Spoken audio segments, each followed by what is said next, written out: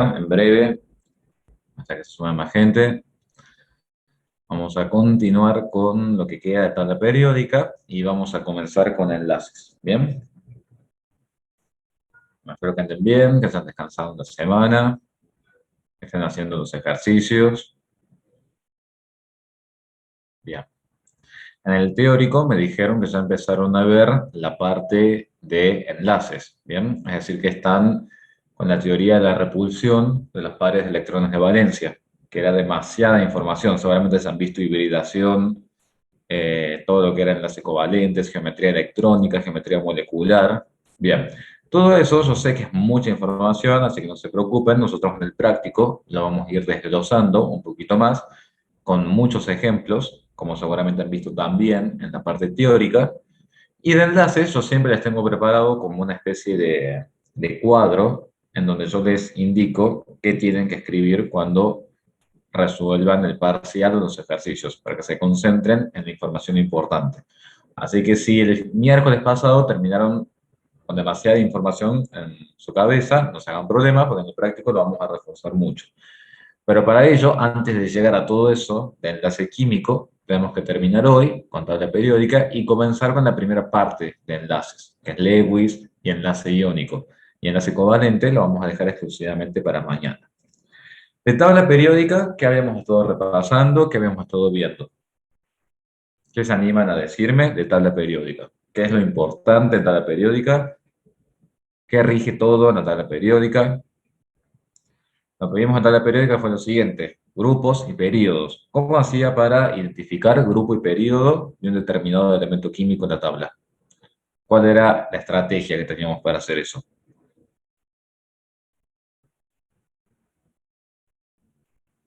Muy bien, con la configuración electrónica, perfecto. Cuando yo escribía la configuración electrónica de algún elemento, en quienes me tenía que detener un poquito más, porque se trataba de elementos particulares, que yo les dije, cuidado con estos elementos cuando escriben la configuración electrónica. ¿Cuáles eran esos elementos? Muy bien, los que tienen, perfecto, los orbitales de incompleto, muy bien. Son los famosos metales de transición y qué denominación o qué nomenclatura tienen los grupos para esos elementos. Acuérdense, no sé si, sí, acá está. Acuérdense que terminaba en B, 3B, 4B, 5B, 6B, perfecto. Todos los otros, 1A, 2A, 3A, 4A, son los otros elementos químicos en donde no participan esos orbitales de incompletos. Bien, ¿qué más vimos de tabla periódica? Vimos grupos, periodos, configuración electrónica, vimos los números cuánticos. Bien, ¿para qué me servían los números cuánticos?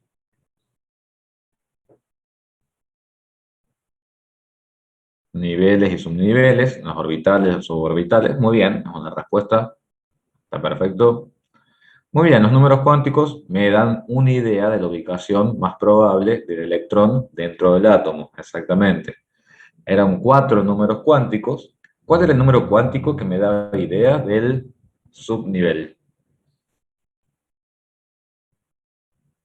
Del subnivel, es decir, si estaba en S, P, D, era, o F, muy bien, era el número cuántico secundario. Muy bien, y el número cuántico principal, el N, me daba idea del principal nivel de energía. Si estamos en el nivel uno, en el nivel 2 y demás. Muy bien. ¿Qué más vimos de tabla periódica ahora? Un concepto muy importante aplicado al átomo, que tenía relación entre el núcleo y los electrones. ¿Cuál era el otro concepto muy importante que vimos en tabla? Bien, vimos radio atómico, perfecto, pero antes de ver radio atómico, ¿qué concepto habíamos introducido antes de ver radio atómico? Muy bien, el concepto de carga nuclear efectiva, que obviamente está relacionado con el apantallamiento. ¿A qué era igual la carga nuclear efectiva? ¿Con qué estaba relacionado? Con el número atómico, ¿cierto? Porque si yo conozco el número atómico, conozco la carga positiva de ese núcleo. ¿Bien? Y luego del número atómico, muy bien como dice Camila, y muy bien como dice Manuel también, teníamos una constante de apantallamiento. ¿Bien? ¿Cuándo era, o mejor dicho, cuándo tenía que tomar en cuenta el apantallamiento? Pasamos a la próxima filmina si se ubican mejor. ¿Cuándo tienen que tomar en cuenta ese apantallamiento? Si el apantallamiento es, por ejemplo, acá. Muy bien, cuando tenemos electrones próximos al núcleo, tenemos que analizar quiénes apantallan. Cuando nos vamos alejando, quiénes apantallan. Cuando estamos muy lejos del núcleo, si hay apantallamiento, si no hay apantallamiento. Todas esas cuestiones tienen que tener en cuenta. Por ejemplo, si acaso les digo que el apantallamiento es bajo, ¿qué me dirían ustedes? ¿Es elevada la carga nuclear efectiva si el apantallamiento es bajo? Exacto, si el apantallamiento es bajo, la carga nuclear efectiva es elevada, porque cuando esto es tan bajo que tiende a cero, la carga nuclear efectiva es prácticamente igual al número atómico. Es decir, la carga positiva que cada electrón siente de parte del núcleo es prácticamente igual al 100% de esa carga, si ese apantallamiento está bajo. A medida que ese apantallamiento es mayor, es decir, hay más protección de los electrones hacia el núcleo, esa carga disminuye un poco. Bien, entonces los electrones no sienten por completo toda la carga positiva del núcleo. De eso se trataba. Cuanto mayor era la carga nuclear efectiva, cuanto mayor era la carga nuclear efectiva. ¿Cómo era el radio atómico? Cuanto mayor era la carga nuclear efectiva, el radio atómico es menor. Muy bien. ¿Por qué? Ustedes tienen que acordarse. Si existe una mayor atracción desde el núcleo de los electrones, la nube electrónica se compacta. Por lo tanto, el radio es menor. ¿Bien? Ahora, cuanto menor sea la carga nuclear efectiva, obviamente el radio va a ser mayor porque eso da lugar a una mejor expansión de la nube electrónica.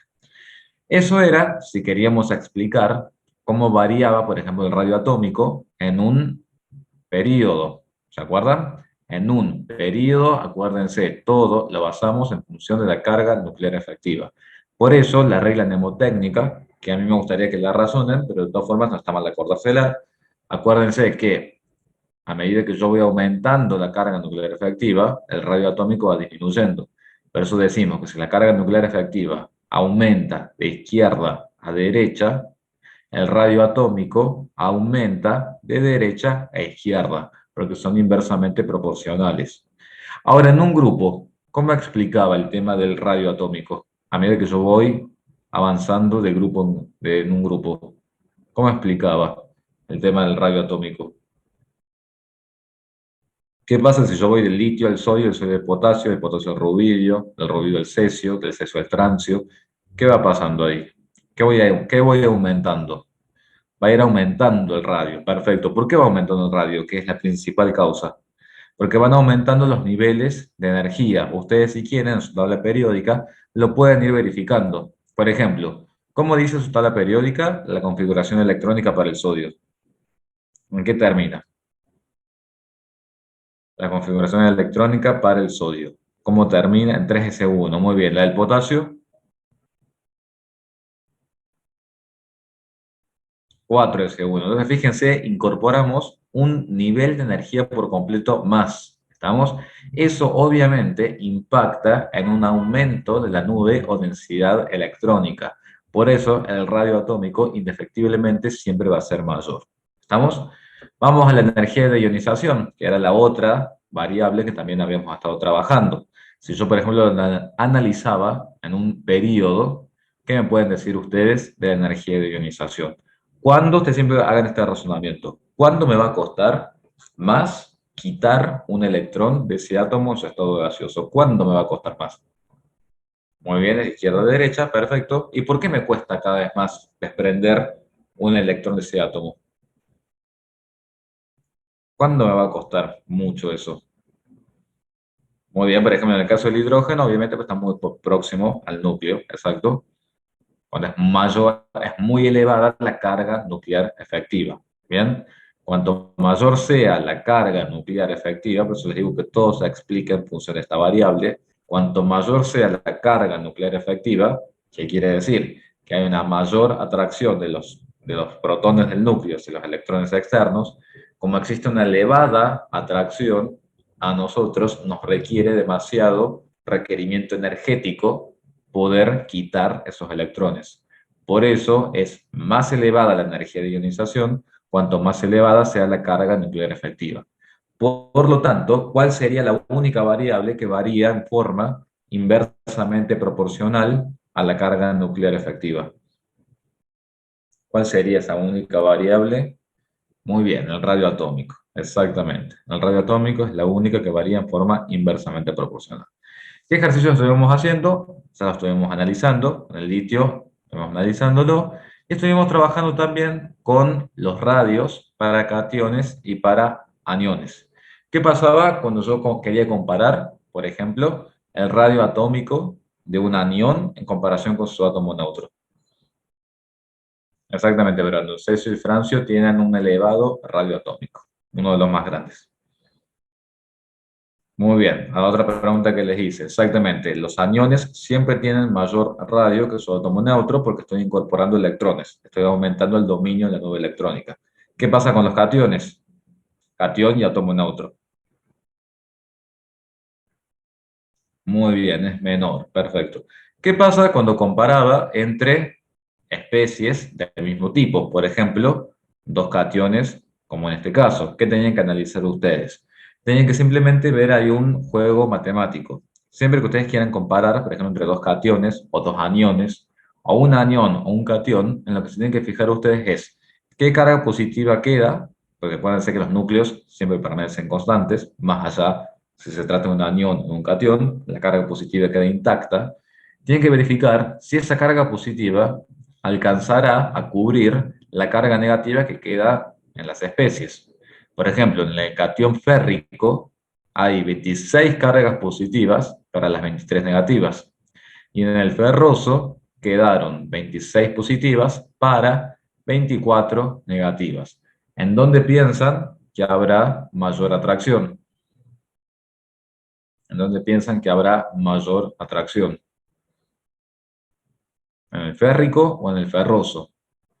En el férrico, exacto, porque tengo menos cargas negativas para la misma carga positiva. Entonces, si acá hay más atracción que acá, obviamente que este radio va a ser menor.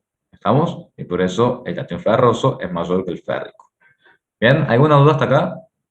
Después hicimos un análisis acá con los aniones y tenemos que seguir acá. ¿Alguna duda? ¿Algo que quieran consultar? Bien, perfecto chicos y chicas. Este ejercicio no recuerdo si lo habíamos hecho, pero bueno, lo vamos a analizar. Nos dice, la primera y segunda energía de ionización del potasio, fíjense, 495, casi 496 kilojoules por mol, y fíjense la segunda para el potasio, hasta cuánto asciende, ¿no? 4561. Entonces yo les pregunto, primero quedémonos con el potasio. El potasio es un átomo, es un metal, es electropositivo, por lo cual tiene tendencia a liberar un electrón, ¿sí o no? Son todos los metales del grupo 1A y 2A extremadamente electropositivos. ¿Ustedes qué especie del potasio conocen? El catión potasio, ¿bien? Potasio con una carga positiva porque libera ese electrón que queda en el nivel 4s1. Si nosotros desprendemos ese electrón y después queremos desprender otro más, ¿por qué nos va a costar más? Que es lo que pasaba en el caso del litio también. ¿Por qué nos va a costar más? Si yo libero ese, van a quedar, exactamente, porque los electrones que queden siempre van a estar más cerca del núcleo. Es decir, los electrones que queden estarán siendo más atraídos por el núcleo. Por lo tanto, obviamente me va a costar más energía. Y además, acuérdense que en el caso de los metales, son todos monopositivos. Es decir, desprenden un electrón y nada más. Por ello es que no existe el litio más 2, ni tampoco existe el potasio más 2. Es algo que es demasiado inestable a tal punto que fíjense la energía que yo necesitaría para desprender otro electrón más. Eso si quisiéramos hacer el análisis para el potasio. Y después nos dice que veamos el calcio. Nos dice que la primera energía de ionización del calcio es de 590, perfecto, y la segunda es de 1145. Si ven, aumenta, pero no es tampoco un aumento tan desproporcionado como en el caso del potasio. ¿Por qué será eso? ¿Qué piensan ahí? Me dice Mateo, mientras más cerca del núcleo, más energía de ionización necesito. Claro, cuanto más cerca del núcleo, mayor carga nuclear, mayor es la energía necesaria para retirar el electrón. Exacto. Muy bien, acá me dicen para el caso del calcio. Muy bien, si yo quiero formar la primera especie, del calcio monopositivo, quedaría con 4s1. Bien, el segundo electrón que yo quiero retirar también es del nivel 4s. Bien, es el electrón que queda. Por lo tanto, al ser del mismo nivel y subnivel, no es tanto lo que yo requiero para retirar estos dos electrones. De hecho, eso sucede. Existe la especie calcio más 2. ¿Lo ven? Ahora, calcio más 3, ¿qué piensan ustedes? Primero, no existe. Y si existiera calcio más 3, ¿cuánto les parece que puedo llegar a requerir para formar esa especie calcio más 3? Demasiada energía.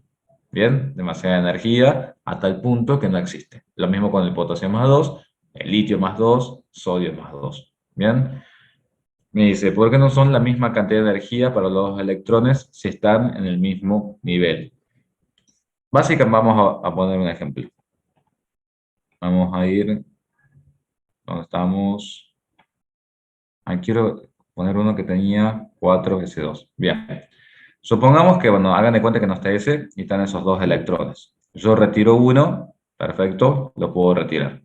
Cuando yo retire ese único electrón, supongamos acá, y me quede este otro electrón acá solito, en el mismo nivel. Hagan de cuenta que esta segunda circunferencia no está. Fíjense como si este fuera el 4s2. Yo retiro un electrón que me requiere cierta energía. Perfecto, yo lo retiré, me queda ese otro, en el mismo nivel y subnivel.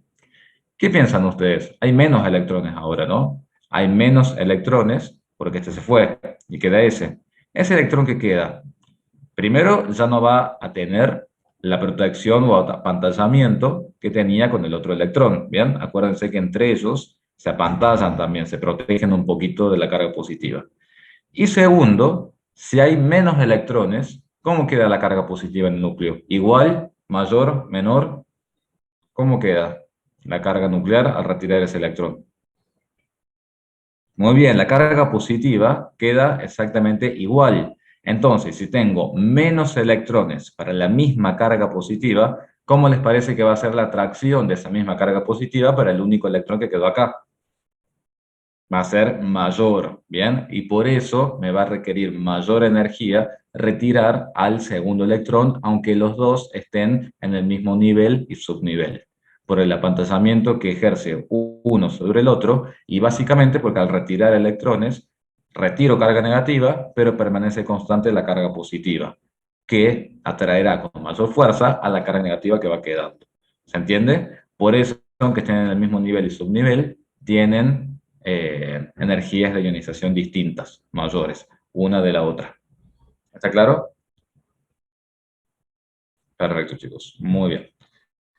Entonces, bueno, acá hay un análisis que básicamente se trataba de eso. En ambos casos, esto es como un resumen, pero ya lo estuvimos diciendo. ¿Por qué me cuesta más retirar el segundo del potasio que el segundo del calcio? Pero bueno, analicemos la nomenclatura que dice acá.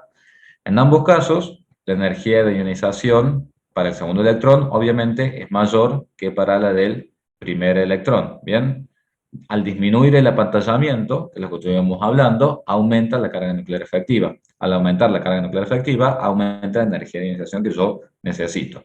Fíjense que acá les dice, la carga nuclear efectiva del primer electrón que yo necesito retirar, obviamente es menor que la del segundo electrón que yo necesito retirar.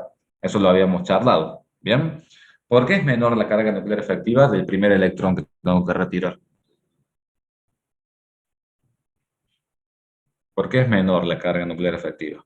Porque se encuentra más o menos apantallado el primer electrón que yo retiro. A ver, tenemos opiniones encontradas en el chat.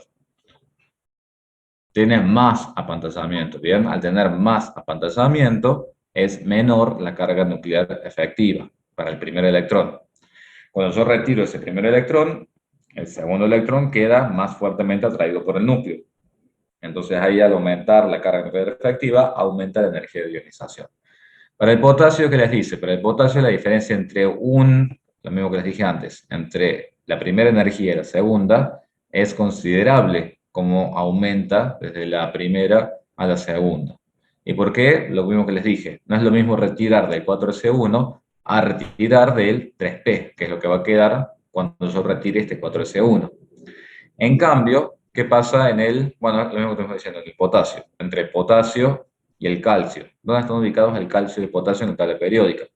¿Están ubicados en dónde? En el cuarto periodo. ¿Y cómo analizábamos la carga nuclear efectiva cuando me iba desplazando en un periodo? ¿A quién teníamos que considerar ahí? Cuando iba avanzando en un periodo, el potasio al calcio. ¿Cómo hacía ese análisis? ¿Cómo era ese análisis? Iba del calcio al potasio, grupo 1A al grupo 2A, mismo periodo. ¿Qué tenía en cuenta para analizar la carga nuclear efectiva? A ver, los escucho. Los y las escucho. O leo. Por la carga nuclear efectiva. ¿En dónde está la mayor carga nuclear efectiva? ¿En el calcio o en el potasio? El calcio tiene mayor, o sea, los electrones en el calcio perciben una carga nuclear efectiva mayor. ¿Por qué? Básicamente porque el número atómico es mayor, ¿se entiende? Por eso, si yo quiero comparar entre la primera energía de ionización entre el potasio y el calcio, ¿quién tiene mayor energía de ionización? El calcio o el potasio. Fíjense, 495 contra 590. Me cuesta un poquito más retirar un electrón en el calcio que en el potasio. ¿Bien? ¿Cuál es la justificación? Aumenta carga nuclear efectiva, aumenta la energía de ionización. Ese es un análisis para la primera energía de ionización. Cuando vamos a la segunda energía de ionización, hacemos todo el otro análisis que ya les había comentado. ¿Se entiende cómo tienen que hacer todo esto?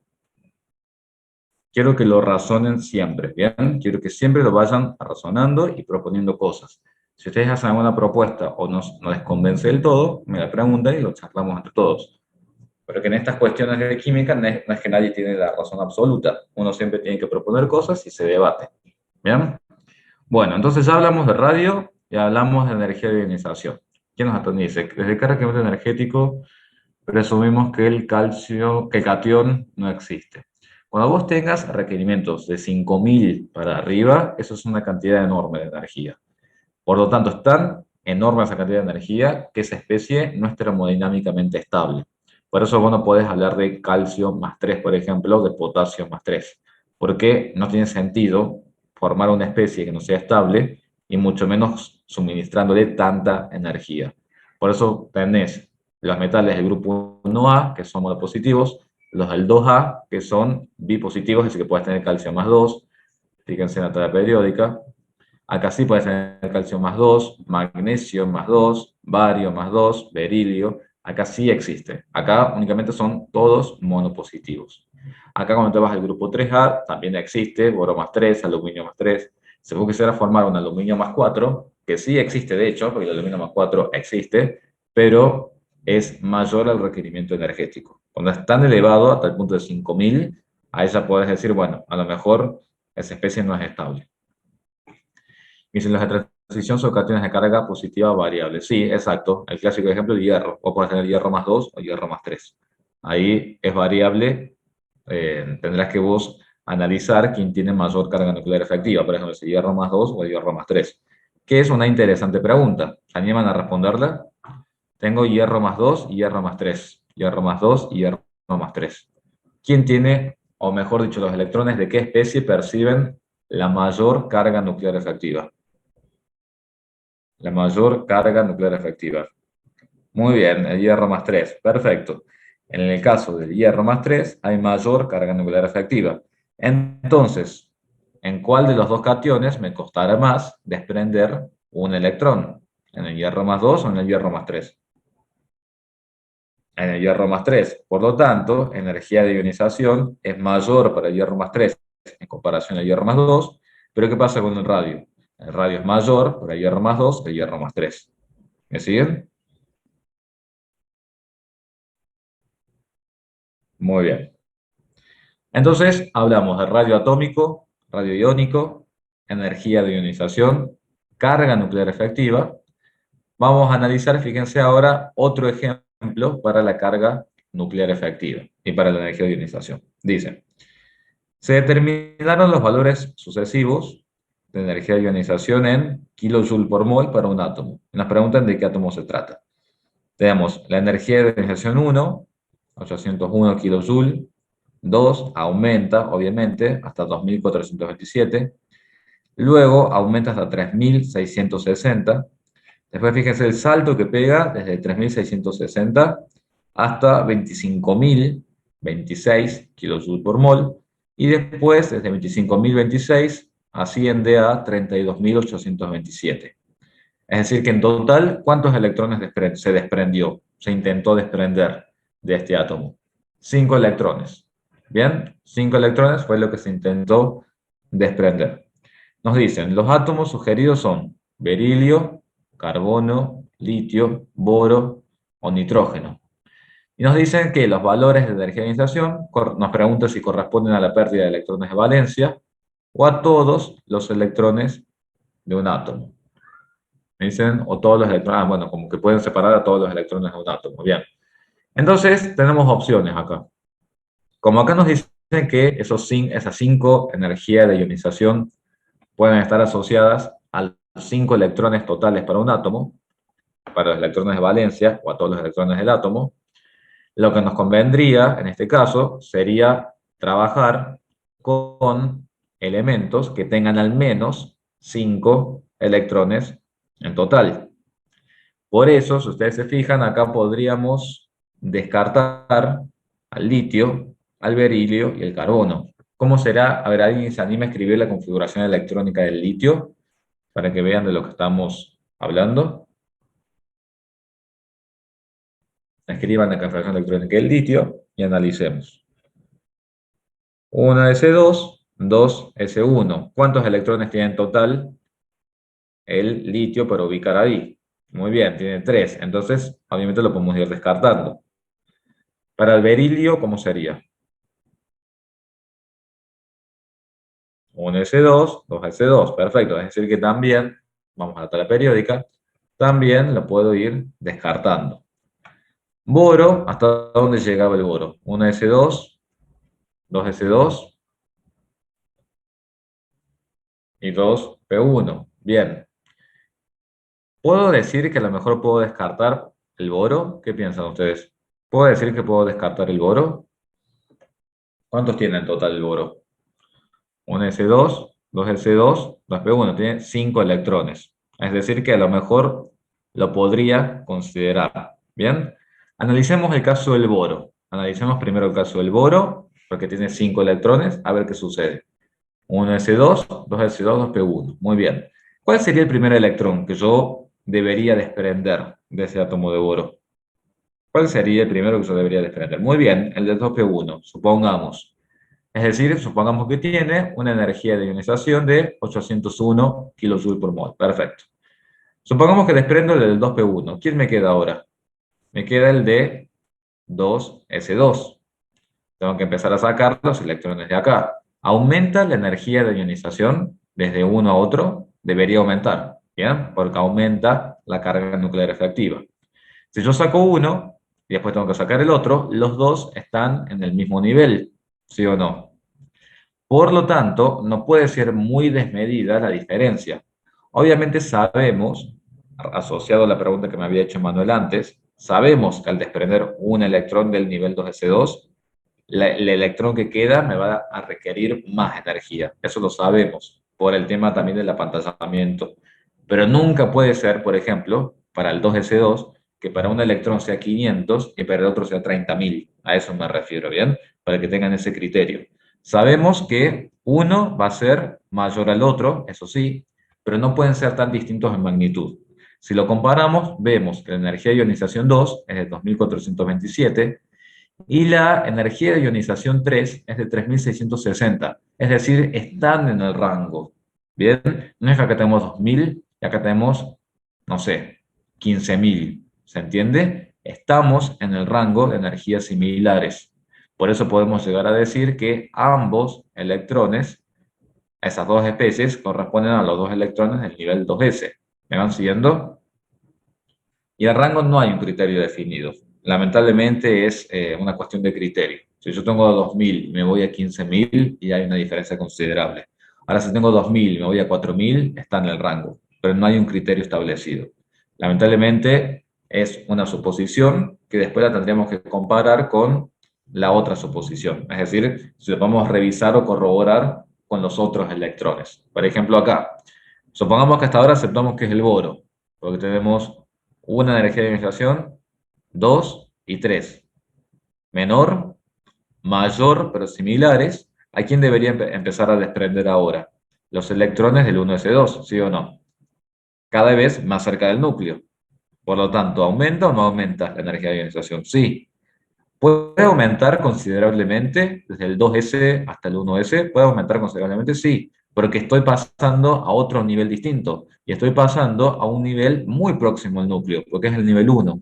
Entonces, fíjense que hacemos un salto desde 3660, fíjense que hacemos el salto hasta 25026. Bien, entonces es probable y está bien decir que a lo mejor esta energía de ionización 4 es para desprender un electrón del 1s2. ¿Quién me va a quedar desprender ahora? El otro electrón del 1s2. ¿Aumenta o no aumenta la energía de ionización para desprender el último electrón? Sí, aumenta porque obviamente aumentó la carga nuclear efectiva. Entonces, desde 25.000 nos fuimos a 32.000. Perfecto. Entonces, ¿qué quiere decir? Logré desprender a los 5 electrones. ¿Estamos? Aumentó tanto la carga nuclear efectiva para desprender el último electrón que la energía de ionización 5 es la mayor de todas. ¿Se entiende? Ahí vamos al tema del carbono. Lo vamos a analizar por la configuración electrónica. Vamos al nitrógeno, que también tiene una buena cantidad de electrones mayor a 5. Y ya vamos al carbono. Al nitrógeno. Ahí les digo por qué analizamos el nitrógeno por aparte. El boro dijimos que tenía 5, tenemos que tener 5 electrones como mínimo. Acá tengo los 5 electrones por el boro. En el nitrógeno, ¿por qué elegimos el nitrógeno para analizar aparte? Porque acá en el ejercicio nos pregunta, ¿serán todos los electrones del átomo o serán únicamente los electrones de valencia? ¿En nitrógeno cuántos electrones de valencia tiene?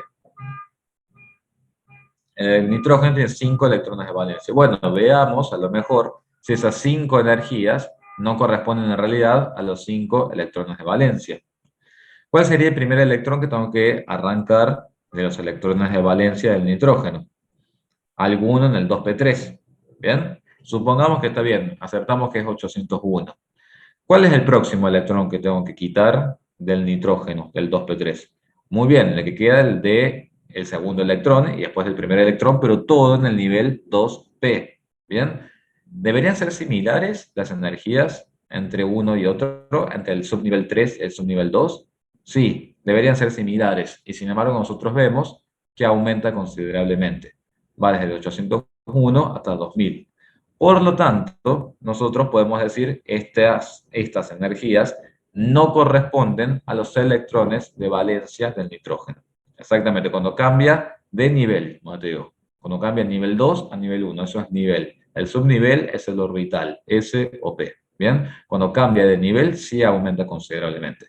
Acá si yo tengo que retirar alguno, el tercer electrón del 2p, o el segundo electrón del 2p, o el primer electrón del 2p, obviamente que entre ellos va a ser cada vez mayor la energía de ionización, pero no puede ser tan distinta, porque son 3 electrones que están en el mismo nivel y en el mismo subnivel. Si yo veo que para retirar el tercer electrón necesito 800 y para retirar el segundo necesito casi 2500, obviamente que esas dos energías de ionización no corresponden a electrones que estén en el mismo nivel y subnivel. ¿Me siguen? Por eso podemos descartar el nitrógeno. ¿Me siguen hasta ahí? Vamos al carbono. Muy bien. Escríbanme la configuración electrónica del carbono. ¿Cómo es la configuración electrónica del carbono? 1s2, 2s2, 2p2. Exactamente. Bien. ¿Cuántos electrones de valencia tiene el carbono? 4. Perfecto. Entonces, si acá me preguntan, ¿esas 5 energías de ionización pueden ser aplicadas para los electrones de valencia? No, porque el carbono, ¿cuántos electrones de valencia tiene? 4. Por lo tanto, nunca podrían ser esos 5 valores. Y ahora nos preguntan, ¿esos 5 valores pueden ser la de todos los electrones del átomo? ¿Cuántos electrones en total tiene el átomo de carbono? 6. Entonces, esas 5 tampoco nunca pueden ser para todos los átomos de carbono porque tienen 6. Y por eso descarto el carbono, ¿se entiende? Porque no tiene ni 5 electrones de valencia ni 5 electrones totales. Entonces los descarto. ¿Bien? ¿Me siguen? ¿Por qué otra cuestión podría haber rechazado el carbono? ¿Por cuál otra cuestión? Si tenemos un S2, dos S2 y dos P2. Las dos primeras energías de ionización, ¿cómo deberían ser? Que es otra cuestión para darnos cuenta también, sí, suponiendo que no lo rechazamos de entrada. Exactamente, la energía de ionización 1 y la 2 deberían ser similares, exactamente, y no lo son. Entonces, en conclusión, estas 5 energías de ionización le corresponden a todos los electrones del átomo de boro. Bien. Estos ejercicios, chicos, les aviso, son ejercicios que pueden estar en el parcial y que van a estar en formato teórico. Bien, algún ejercicio como este puede estar. No, no son demasiado complicados, pero sí es para que los vayan analizando. ¿Alguna duda? ¿Algo que quieran consultarme?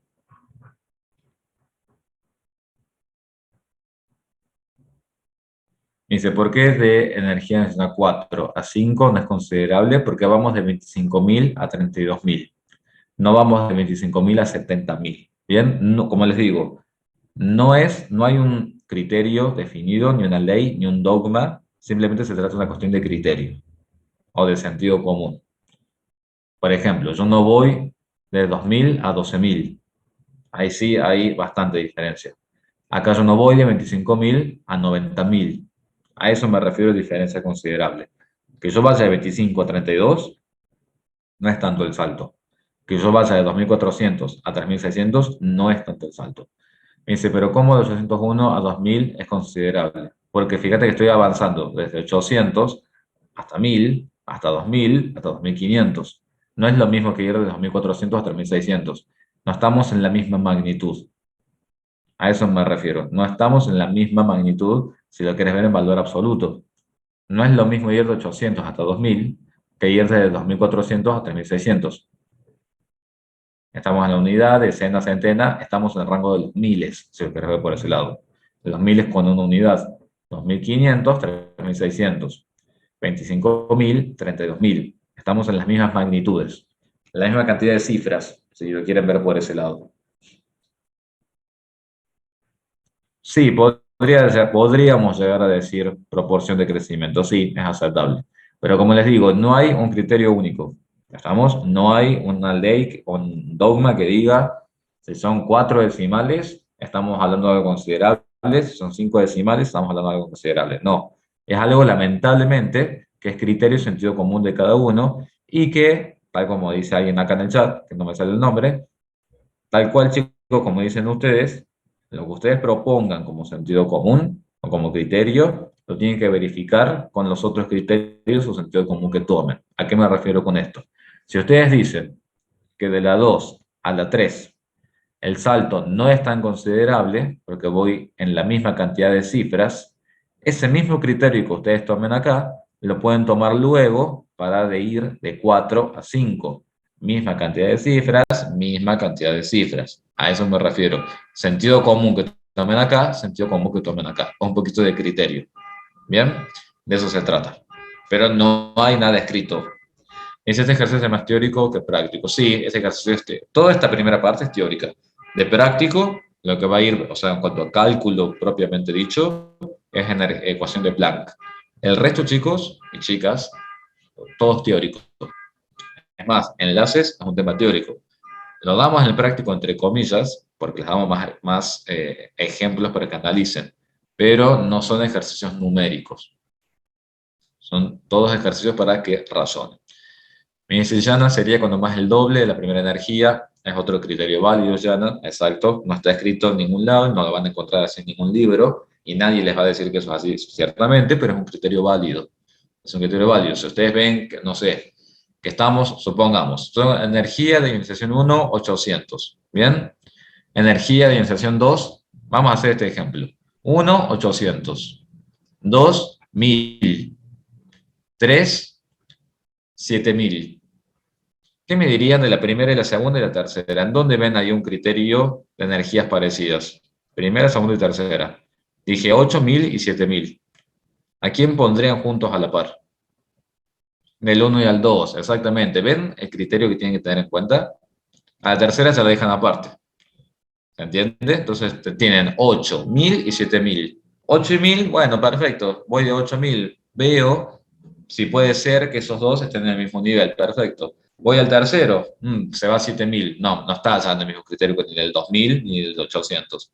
Entonces el tercero lo dejo afuera, hacia otro nivel y subnivel. Ahora después tienen, dijimos, como habíamos dicho, 8. Bueno, vamos a inventar otro. 8.000, 7.000, 8.500. El de 8.500, ¿lo pondrían con el de 7.000? Sí, perfecto. Ahora tienen 7.000, 8.500, 10.000. ¿Pondrían 7.000, 8.500 y 10.000 todos juntos? Puede ser, podría ser válido. Que yo tenga 7.000, 8.000, no me acuerdo cuándo les dije, y 10.000. Es válido, puede ser. ¿De qué va a depender eso? Y de la próxima. Si la próxima se da 25.000, entonces obviamente el de 7.000, 8.500 y el 10.000 los ubico todos en el mismo grupo y el de 25.000 se lo ubico en otro nivel y subnivel. ¿Se entiende cómo tienen que ir haciendo ese razonamiento? Que, como les digo, es dependiendo de cada uno, del criterio de cada uno, y obviamente que ese criterio se vaya condiciendo con todo lo que sigue después, con todos los otros valores. ¿Bien? Bueno, están muy bien las preguntas, porque estas son cuestiones de sentido común que tienen que irse planteando. Así que está perfecto que pregunten. Como verán, la química no siempre es una ciencia exacta. Bien, vamos al último ejercicio de tabla periódica. Creo que acá me habían preguntado algo de la unidad. Se me escapó acá. Que me preguntan. Hasta este tema llega la unidad 2. Sí, la unidad 2 es todo tabla periódica. Es decir, que hasta acá, hasta esta filmina, diapositiva, va a ser la evaluación formativa del martes que viene. Ahora enseguida, después de ver esto, vamos a comenzar con enlaces. Enlaces ya unidad 3. Eso va a ser en la próxima evaluación formativa.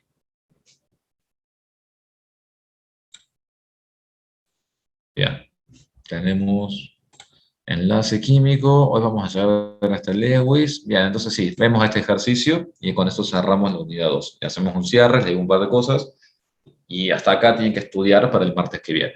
Nos preguntan este ejercicio, fíjense. ¿Quién estará más cerca del núcleo? ¿La capa electrónica n igual a 3 del argón o la capa electrónica n igual a 3 del criptón?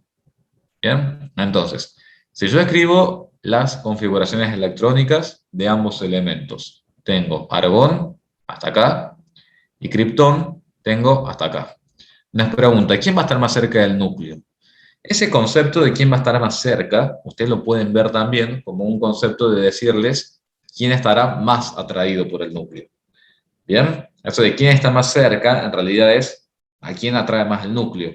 Y yo les pregunto, ¿a quién atraerá más el núcleo? ¿Al nivel 3 del argón o al nivel 3 del criptón? ¿De qué depende la atracción de los electrones del nivel 3 al núcleo? ¿De quién depende? ¿De la carga nuclear efectiva, sí o no? ¿Se entiende? La atracción depende de la carga nuclear efectiva. Analicemos eso entonces. Tengo 1s2, 2s2, 2p6. Primer nivel, segundo nivel, y comienza el tercer nivel. Lo que me pregunta, ¿qué tanto atrae el núcleo del argón al nivel 3? Y después para el criptón, fíjense, nivel 1, nivel 2, y tenemos acá nuestro nivel 3. Y lo que nos pregunta el ejercicio es lo mismo. ¿Qué tanto atrae el núcleo del criptón al nivel 3 de ese átomo? ¿Qué tanto atrae la carga positiva del criptón a los electrones del nivel 3? ¿Qué tanto atrae la carga positiva del argón a los electrones del nivel 3? ¿Cómo es el apantallamiento? A ver si me lo dicen ustedes. ¿Cómo es el apantallamiento que perciben los electrones en el nivel 3? Es todo este apantallamiento, ¿cierto? Esa es la distancia que hay desde esos electrones al núcleo. Todo eso es apantallamiento. Lo mismo acá. ¿Qué pasa con los electrones que están en el nivel 3? están siendo distanciados del núcleo del criptón por estos electrones, ¿sí o no? Entonces, si lo analizamos un poquito, ¿qué podríamos decir? Que los electrones en el nivel 3 para ambos elementos están siendo apantallados por los electrones en el nivel 1 y nivel 2 de ambos elementos también. Es decir, podríamos decir que el apantallamiento es el mismo, ¿sí o no? El apantallamiento es el mismo, porque a este electrón en el 3p6 del argón lo apantalla el 1s2, el 2s2 y el 2p6. Y a este electrón en el 3p, en el nivel 3 del criptón, también está siendo apantallado por el 1s2, el 2s2, el 2p6. ¿Bien? Me pregunta acá, el apantallamiento del criptón. ¿No sería un poquito mayor? Sí, sería un poquito mayor si consideramos los otros electrones internos. Exactamente. Pero para compararlo en el ejercicio, estrictamente dicho, vamos a ver qué pasa con el apantallamiento que ejercen las capas más internas, no tanto los electrones internos. Pero es cierto, Martino, que sí, acá tenés más electrones internos, entonces hay más apantallamiento entre ellos que acá, eso es cierto. Pero lo que estamos analizando es si lo viéramos en un modelo esférico, si acá tuviera el nivel 3, tanto para un átomo como para el otro átomo, el apantallamiento, sin contar el apantallamiento interno, el apantallamiento sería por la capa 2 y por la capa 1. Es decir, el apantallamiento en términos globales sería el mismo. Este es el nivel 3. En ambos átomos tenemos nivel 1 y nivel 2. Por lo tanto, la distancia estaría siendo la misma, ese apantallamiento estaría siendo el mismo. Pero es muy cierta la observación que está haciendo Martino. Lo que me refiero es que los electrones internos también apantallan. Y lo hemos visto en los ejercicios de energía de ionización. No tanto, ¿bien? No es tanto el apantallamiento, y por eso la energía de ionización, cuando vimos el ejercicio anterior, aumenta, pero tampoco es que aumenta tanto. ¿Bien? Pero en este ejercicio, por eso les digo que la química no es una ciencia exacta, en este ejercicio vamos a ver quién pesa más en la distancia del núcleo, si el apantallamiento interno o bien la carga del núcleo propiamente dicha. Entonces, si decimos que el apantallamiento aproximadamente es el mismo para ambos elementos, ¿de quién va a depender exclusivamente la carga nuclear efectiva para los electrones del nivel 3? ¿De quién va a depender exclusivamente? Va a depender de Z, ¿bien? ¿Y quién tiene mayor carga positiva en su núcleo? ¿El criptón o el argón? Analicemos. El criptón tiene mayor carga, mayor número atómico. Que tenga el criptón mayor número atómico, me está diciendo que este núcleo es mucho más positivo que el núcleo del argón. Entonces, fíjense, para un mismo nivel de apantallamiento, un mismo nivel de apantallamiento global, pero una carga positiva muy superior en el criptón, ¿quién, o mejor dicho, el núcleo de quién atraerá con más fuerza a esos electrones que están en el nivel 3? ¿El núcleo de quién? El núcleo del criptón, porque es un núcleo más positivo. Entonces, ese núcleo más positivo, al atraer con mayor fuerza a los electrones del nivel 3, promueve que haya una mayor contracción de la nube electrónica, ¿bien? Y a su vez, ¿quién estará más cerca del núcleo entonces? ¿El nivel 3 del criptón o el nivel 3 del argón? ¿Quién estará más cerca del núcleo? El nivel 3 del criptón. Exactamente. Esta capa electrónica se encontrará más cerca del núcleo para el criptón que esta capa del núcleo para el argón. Simplemente porque el núcleo es más positivo, lo atrae con mayor fuerza. Nada más. ¿Bien? ¿Me siguieron en ese análisis? Simplemente es eso. Se encuentra más cerca del núcleo. Me dice, ¿es más positivo porque su Z es mayor? Exacto. Es más positivo porque es mayor el número atómico. Me dicen acá. Entonces, cuando tengamos una comparación de los mismos niveles, por ejemplo acá, de diferentes átomos, comparamos los Z de los átomos. Exacto. Lo comparan, por ejemplo, para ver esto. Si está más cerca una nube que la otra, nada más. Acá en el nivel 3 está más cerca en el criptón que para el argón. Ahora, y es una cuestión que se los dejo pendiente para mañana, a ver si lo pueden resolver, acá me preguntan, ¿no sería lógico que sea proporcional si el argón tiene menos electrones para atraer? Claro, pero fíjate, Tomás, la pregunta que estamos haciendo. No estamos diciendo el radio, estamos diciendo quién está más cerca del otro, nada más. Y estamos comparando únicamente los electrones de un nivel. No estamos hablando de todos los electrones para atraer. Estamos hablando de los electrones del nivel 3. ¿Bien? No estamos hablando de todos los electrones. Porque yo entiendo la pregunta como me decís, Tomás. Vos me decís, bueno, pero ¿quién tiene mayor radio? Me dirían ustedes. Porque este núcleo es más positivo, entonces este lo atrae con más fuerza, entonces ustedes me dirían, "Ah, entonces esta nube electrónica está más contraída, la nube electrónica está más contraída, tiene un radio más pequeño". ¿Me siguen hasta acá? Con lo que les estoy diciendo, eso esperaría a lo que esperaría que me dijeran ustedes. Si yo les digo que el criptón atrae con más fuerza al nivel 3, la nube electrónica para el criptón estaría más contraída, entonces ustedes que me dirían, el criptón tiene menor radio. Y sin embargo, ¿quién tiene mayor radio acá, el criptón o el argón? ¿Quién tiene mayor radio? El criptón. ¿Por qué el criptón tiene mayor radio? Si lo vamos diciendo justamente que el criptón atrae con más fuerza al nivel 3. ¿Por qué el criptón tiene mayor radio? Porque el criptón, a diferencia del argón, tiene un nivel de energía más que el argón no tiene. Y bien dijimos que para analizar esas cuestiones del radio para elementos que no se encuentran en el mismo periodo, ¿en qué nos fijábamos? En ese nivel de energía superior que yo tengo acá. Si bien el núcleo del criptón atrae con mayor fuerza al nivel 3 de ese átomo que el argón a su nivel 3, el criptón, si respondemos únicamente a la consigna, ¿quién está más cerca del núcleo? Está bien, es el criptón. El nivel 3 del criptón está más cerca el nivel del núcleo que en el caso del argón. Pero eso no implica que el criptón tenga un menor radio atómico, porque nosotros nos estamos enfocando únicamente en el nivel 3. Lo que pasa después lo analizamos para el radio. Y para el radio bien decimos que el criptón tiene mayor radio atómico porque tiene más niveles energéticos. Entonces ustedes se tienen que enfocar mucho en la consigna. La consigna se enfoca exclusivamente en el nivel 3 y nada más. No les dice qué pasa después con los otros electrones ni en los otros niveles. La consigna se enfoca en el nivel 3, nada más.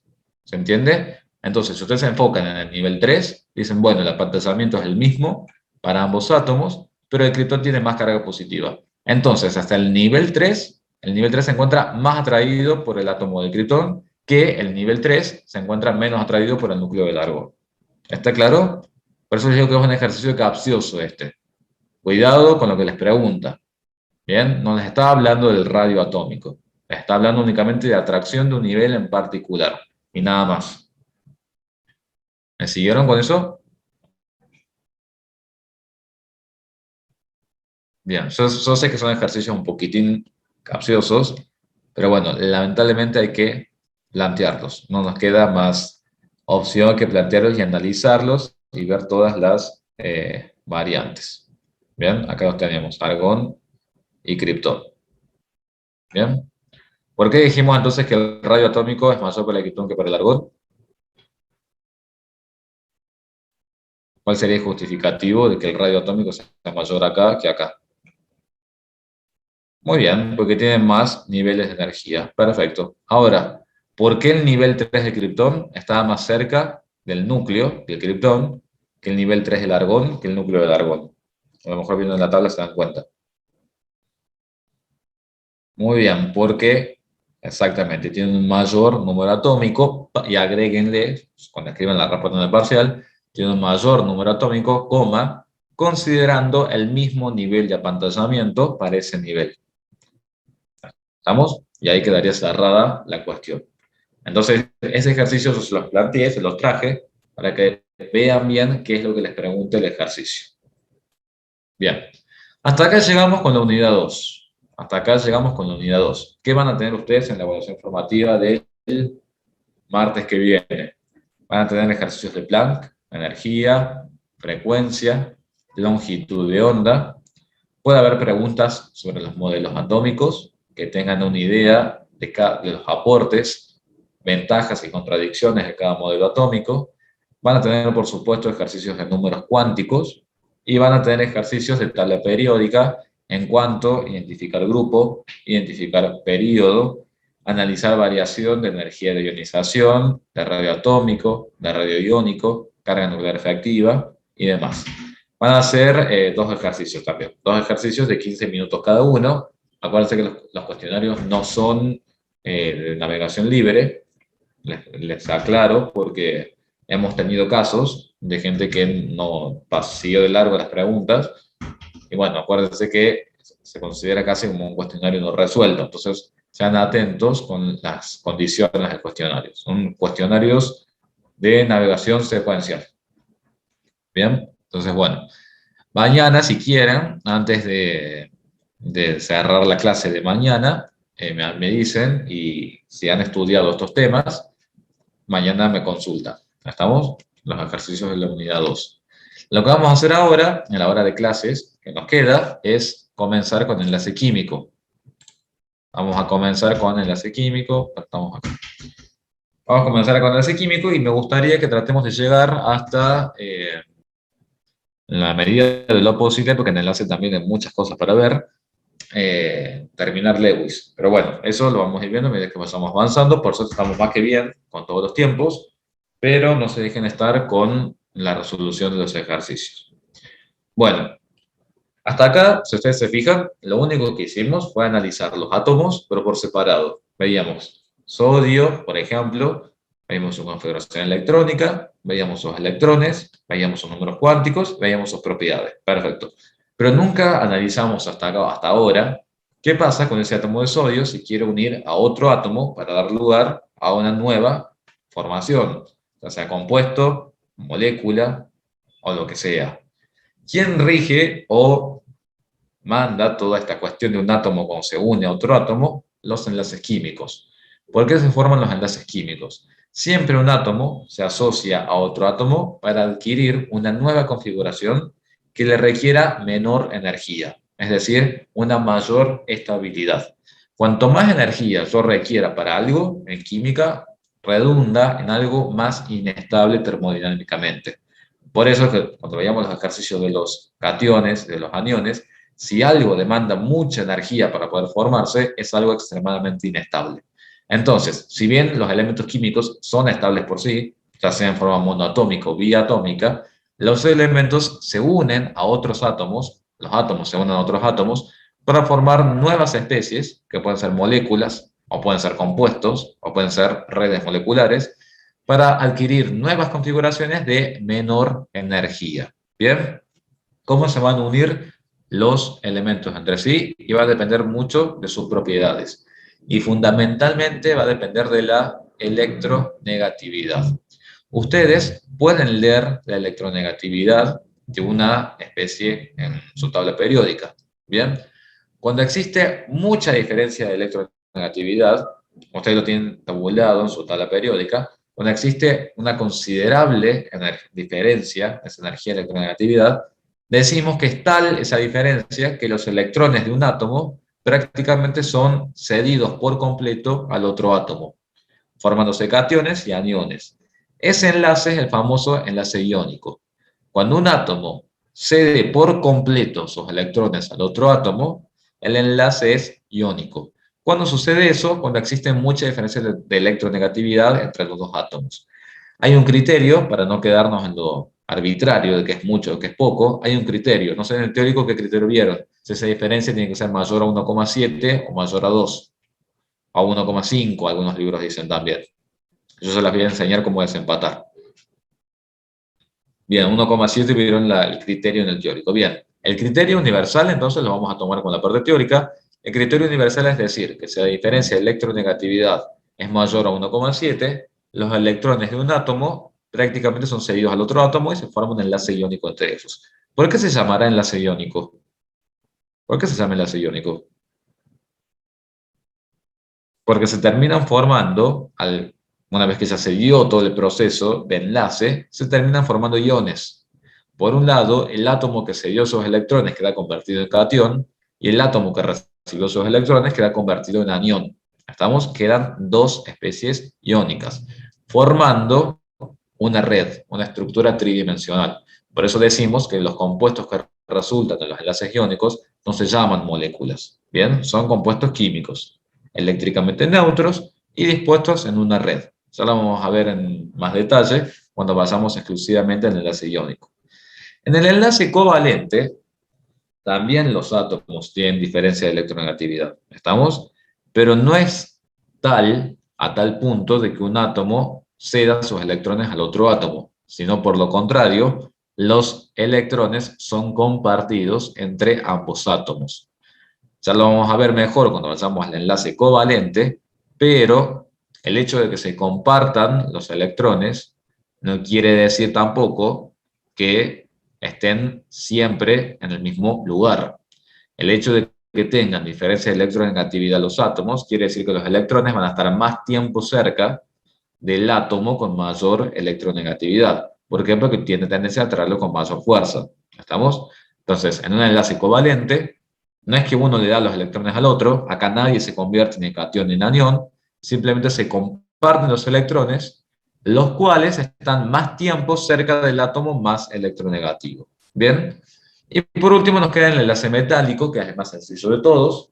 Acá no es que hablamos de electrones compartidos, porque los átomos que se enlazan son todos átomos de la misma especie.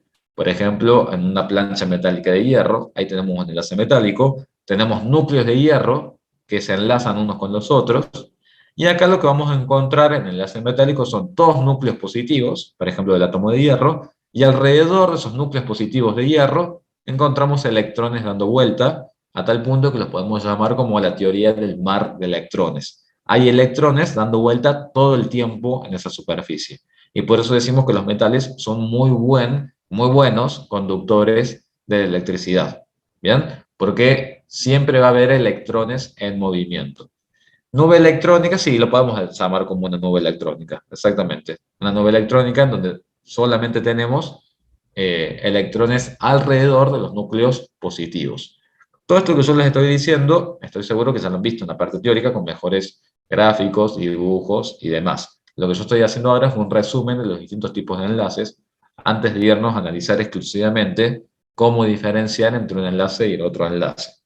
Acá, chicos, también, lamentablemente, estamos llenos de excepciones, estamos llenos de casos particulares. Por eso, cuando estemos en la duda sobre si un compuesto presenta enlace iónico o enlace covalente, hay dos criterios más para desempatar. Ahora, obviamente que en un parcial ustedes no pueden acudir a esos nuevos criterios, porque esos nuevos criterios que yo les digo implican buscar bibliografía o implica aplicar otras cosas que en un parcial no.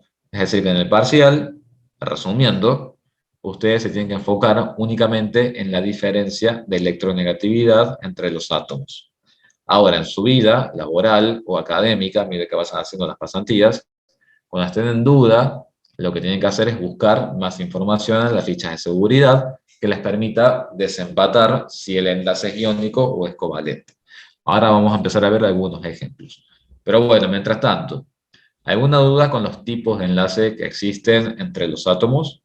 ¿Algo que quieran consultarme o preguntar? Por el momento no. Muy bien. Vamos a comenzar entonces con lo que les estaba diciendo. ¿Cómo distingo el tipo de enlace? En los parciales no van a estar esas excepciones, no, los parciales van a ser para que ustedes simplemente se guíen por el criterio de la diferencia de electronegatividad. Entonces, las profes nos dijeron que se aclaraban que los sólidos se trataba de un enlace iónico. Bien, es otro criterio, perfecto. Y lo que dije del enlace iónico es, bueno, ahí Emanuel escribió un criterio que les dieron los profes, y otro criterio del enlace iónico que todos, por ejemplo, presentan elevados puntos de fusión. Y los enlaces iónicos se caracterizan por ser compuestos que son redes o estructuras tridimensionales. Y la diferencia de electronegatividad tiene que ser mayor a 1,7 entre ambos. Acá, por ejemplo, vamos a analizar a tres compuestos. Por un lado, fíjense que tenemos acá. Tenemos únicamente núcleos positivos de sodio. Es decir, el sodio que está con otro sodio. ¿Qué puede llegar a ser un sodio que está con otro sodio? ¿Un enlace de qué tipo? Un sodio que está con otro sodio. El sodio, fíjense que está en el grupo 1A, se trata de un metal alcalino, por lo tanto, si el sodio se enlaza a otro sodio, y a otro sodio y a otro sodio, tenemos un enlace metálico. ¿Qué tenemos en esa estructura?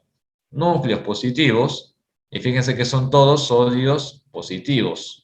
Bien, son todos sodios positivos. Si el sodio está positivo, porque está cada uno de los electrones de esos átomos de sodio están todos dispersos dando vuelta, formando el famoso mar de electrones. Y por eso la conductividad eléctrica de estas especies. ¿Se entiende? Todos esos puntitos que ustedes ven acá son los electrones de cada uno de los átomos de sodio. ¿Bien? Un enlace metálico, un enlace bastante simple. Veamos el ejemplo que está debajo. Tenemos sodio y tenemos cloro. ¿Alguien se anima a buscar la diferencia de electronegatividad para el cloro y la diferencia de electronegatividad para el sodio y decirme cuánto es? Lo buscan en su tabla periódica y hacen la resta del mayor con el menor. 2,1, perfecto. Está por encima de todos los criterios. Del de 1,5, del de 1,7 y del de 2. O sea que está todo perfecto. 2,1. Muy bien. Sigamos entonces. Diríamos que es un enlace iónico, a tal punto que fíjense, el único electrón del átomo de sodio lo cede por completo al átomo de cloro, formándose un cation sodio y un anión cloruro. Este es un enlace iónico. Ya vamos a ver en dónde ubicamos a estos compuestos, cationes y aniones. Dice, ¿cómo determino la diferencia de electronegatividad? Buscando en la tabla periódica la electronegatividad del cloro y restándosela a la electronegatividad del sodio. Si esa resta es mayor a 1,7, ustedes van a definir que el enlace es iónico.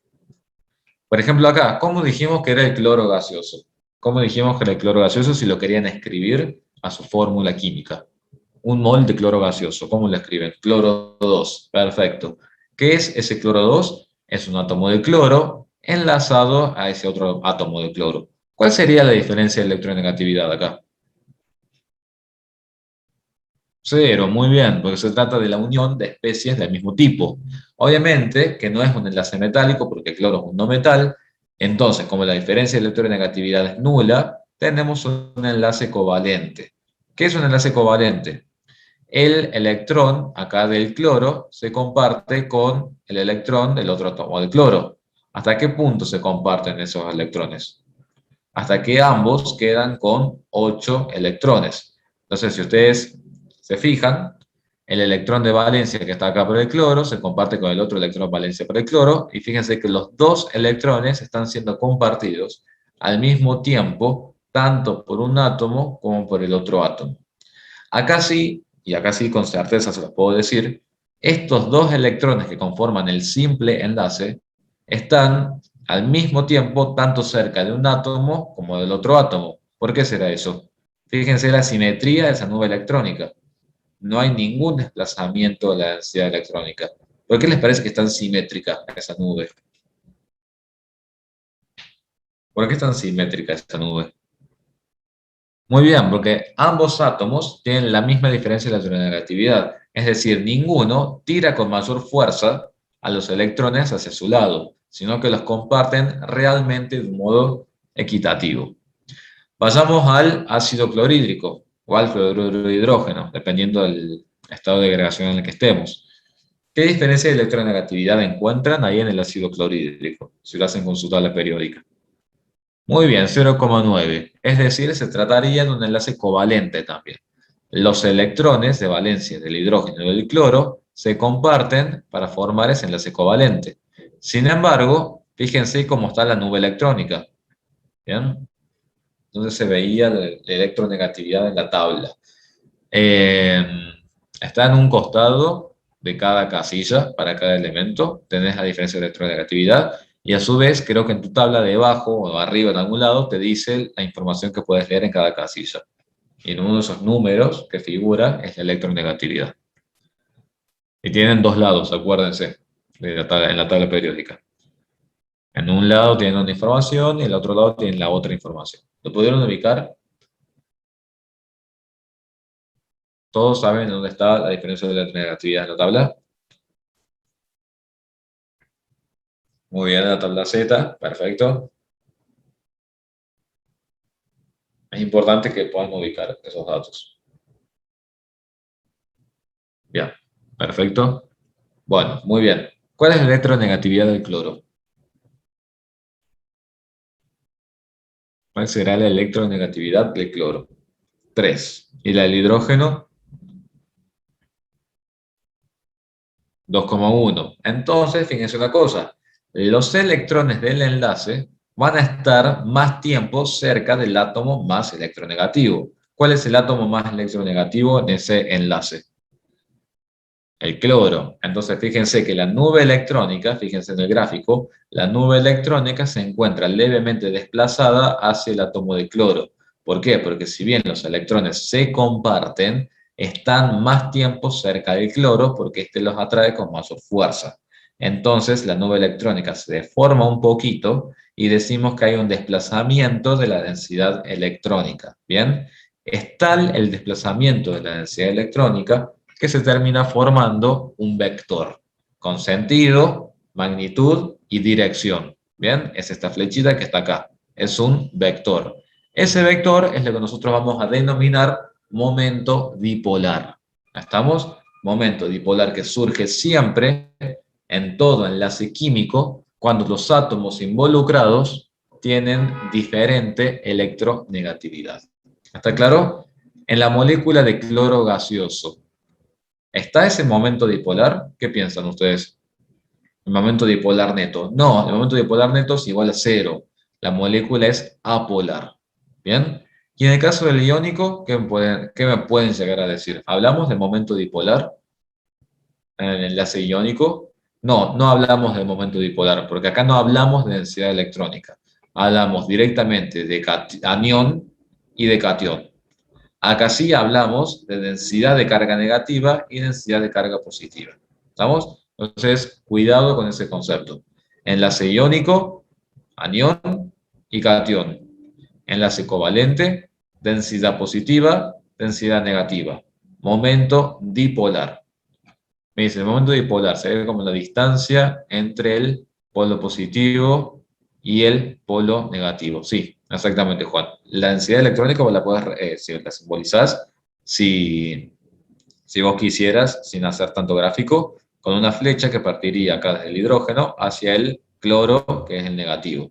Entonces decís, bueno, del polo positivo al polo negativo, ahí tengo mi momento dipolar. ¿Bien? Y la distancia que existe sería la magnitud o módulo de ese vector, te va a dar una idea de qué tan intenso es ese momento dipolar, porque es la magnitud del vector.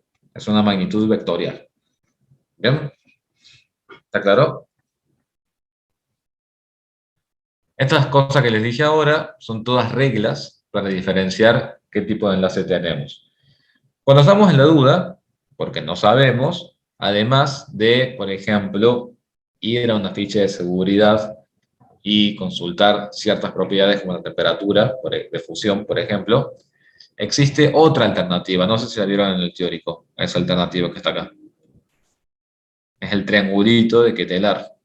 ¿Vieron esa regla o alternativa para diferenciar tipos de enlaces o no? Yo no se las explico yo.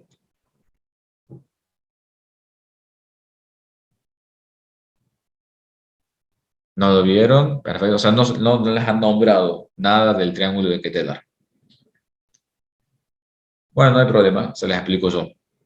Esta es una tercera alternativa, que no va a hacer falta que lo utilicen en el parcial, pero se las explico como para que tengan una idea. Fíjense lo que está en el eje Y y en el eje X. En el eje Y tenemos la diferencia de electronegatividad que nosotros ya sabemos calcular. Y en el eje X tenemos la electronegatividad promedio entre los dos átomos. ¿Cómo calculamos esa electronegatividad promedio? Sumando la de un átomo con la del otro átomo y dividiéndola en dos. Y ese sería el valor que yo voy a escribir acá. Me preguntan, las diferencias de electronegatividad que van de 0 a 0,5 y de 0,5 a 1,7, todas las que van desde 0 hasta 1,7 sería para un enlace covalente. Desde 1,7 en adelante es enlace iónico. Y otra cosa más, las diferencias de electronegatividad van de 0 a 1,7 es covalente, siempre y cuando no estemos hablando de metales, porque en ese caso se trataría de un enlace metálico. Bien, no es lo mismo decir hierro-hierro que cloro-cloro. En ambos, la diferencia de electronegatividad es cero, pero obviamente el hierro, por ser un metal, forma un enlace metálico. Y el cloro, al ser un no metal, forma un enlace covalente. Y de 1,7 en adelante es enlace iónico. Este triangulito también nos ayuda a analizar eso. Acá yo voy a tener entonces diferencia de electronegatividad y acá electronegatividad promedio. voy a entrar con los dos valores en esta tabla y según sea la zona en la que me encuentre, podré decir que estamos en un enlace iónico, en un enlace covalente, en un enlace metálico o en una etapa de transición. Analicemos, por ejemplo, para el cloruro de sodio. ¿Cuánto era la diferencia de electronegatividad para el cloruro de sodio?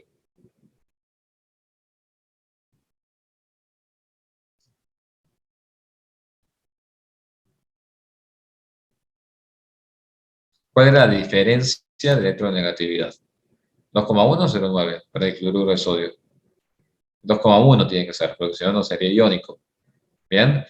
¿Se animan a calcular la electronegatividad promedio para el cloruro de sodio? Es sumar la de ambos y dividirlo en dos. Eso es la electronegatividad promedio. Y me dicen el valor. 1,95. Perfecto. Entonces, fíjense, yo entraría en 2,1 para la diferencia, que está acá, y 1,95, que estaría, sea acá, vamos a decir que está el 2, 1,95 puede estar por acá. Entonces, fíjense, 1,95, ¿qué es X-prom? Es la electronegatividad promedio. Acá también sería lo mismo que está acá. Es la electronegatividad promedio entre los dos átomos. ¿Bien? Entonces, fíjense, ya que es 1,95 y arriba es 2,1, caigo en la zona verde. ¿Lo pueden ver? Entonces, yo sin duda digo que el cloruro de sodio se trata de un compuesto iónico. Tanto porque me lo dijo el criterio de la diferencia de electronegatividad, también porque me lo permitió corroborar el triangulito de Ketelar, y a su vez, el cloruro de sodio a temperatura ambiente es una especie sólida. ¿Bien? Es una especie sólida y por lo tanto, a temperatura ambiente sólido, se trata de un compuesto iónico. Si ustedes se fijan en alguna ficha de seguridad, ¿cuál va a ser el punto de fusión del cloruro de sodio? Un punto de fusión elevado. ¿Estamos? Entonces, eso significa que se trata de un compuesto iónico, cuando reúne todos esos requisitos. ¿Bien? ¿Me siguen hasta ahí entonces? Este triangulito les va a servir justamente para todo ese tipo de cuestiones.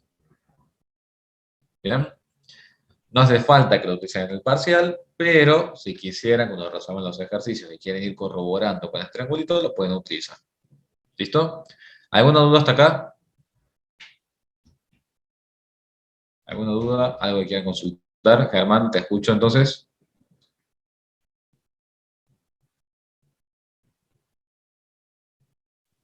¿Cuál era la flecha del enlace polar? Esa flecha. Fíjate que acá está. Desde el hidrógeno hasta el cloro. Y es un vector.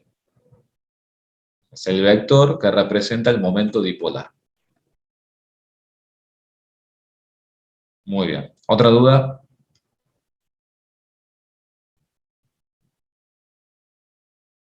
Bien, vamos a seguir entonces. Vamos a continuar. Vamos a ver el ejercicio número 1. Nos dice, ordenar los siguientes enlaces de acuerdo al aumento de su polaridad. Bien, acá vamos a trabajar bastante con esto del momento dipolar. Y tenemos por un lado fósforo y azufre, silicio y flúor, fósforo y cloro, carbono y yodo o yodo, y después tenemos silicio cloro, también tenemos litio y azufre, potasio y flúor, sodio y bromo, hierro y oxígeno. Bueno, dice marcar los polos positivos y negativos o zona de densidad electrónica positiva o negativa. ¿En dónde teníamos nosotros polo positivo y polo negativo? Catión y anión. ¿En dónde tenía eso exclusivamente marcado? Catión y anión. Polo positivo, polo negativo. En los enlaces iónicos. Muy bien. En los covalentes, ¿qué tenía? En los covalentes, ¿qué tenía? Zona de densidad electrónica positiva, zona de densidad electrónica negativa, lo cual definía un momento dipolar. Exacto. Comencemos entonces con el primer par. Fósforo y azufre. ¿Qué diferencia de electronegatividad tiene el fósforo? 2,19. Ustedes van a estar revisando en su tabla. ¿Qué diferencia de electronegatividad? O mejor dicho, ¿qué electronegatividad tiene el azufre? 2,5. Diferencia de electronegatividad, 0,31. ¿Están de acuerdo hasta ahí? Bien. ¿Qué átomo es más electronegativo? ¿El fósforo o el azufre?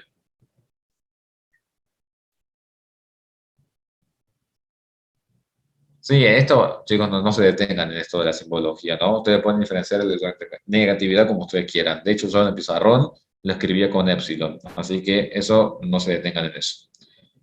El azufre es el átomo más electronegativo.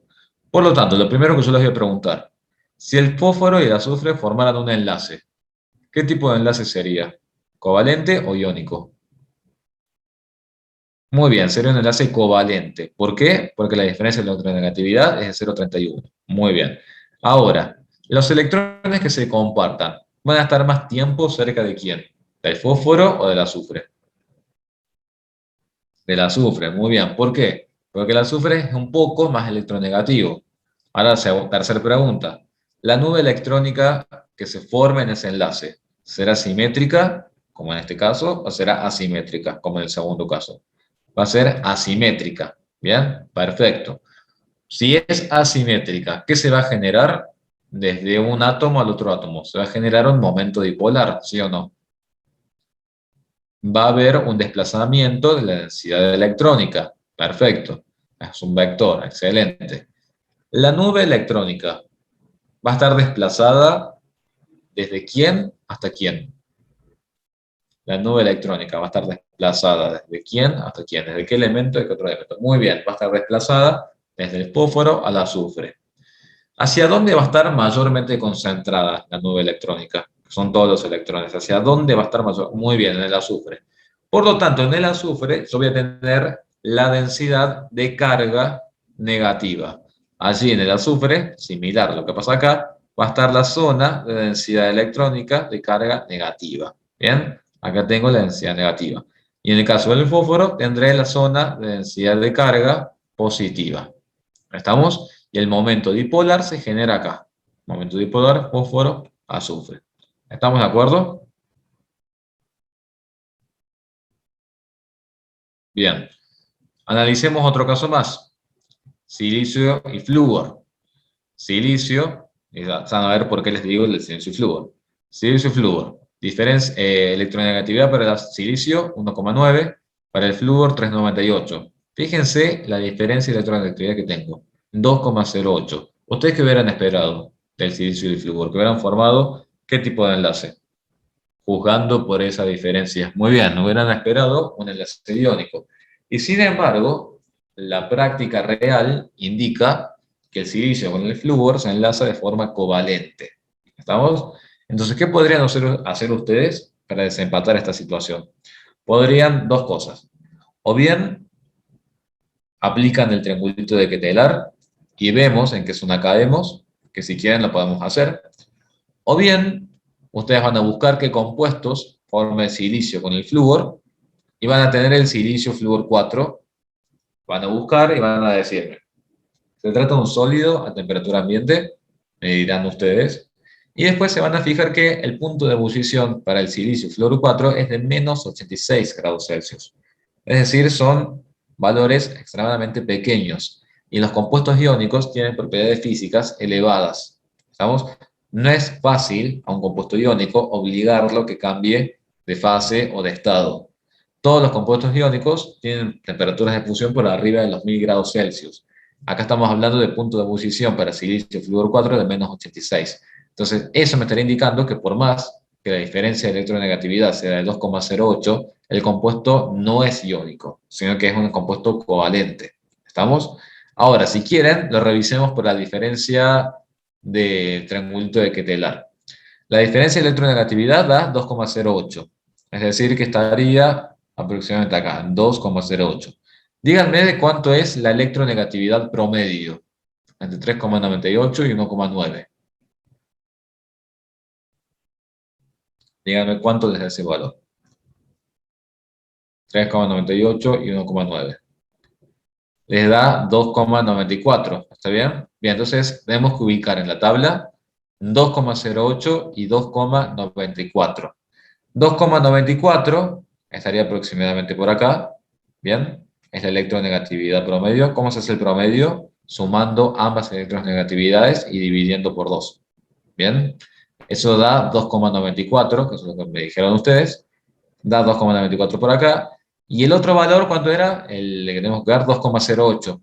Entonces, si yo tengo 2,94 aproximadamente por acá y 2,08 aproximadamente por acá, fíjense lo delgado que es, ¿no?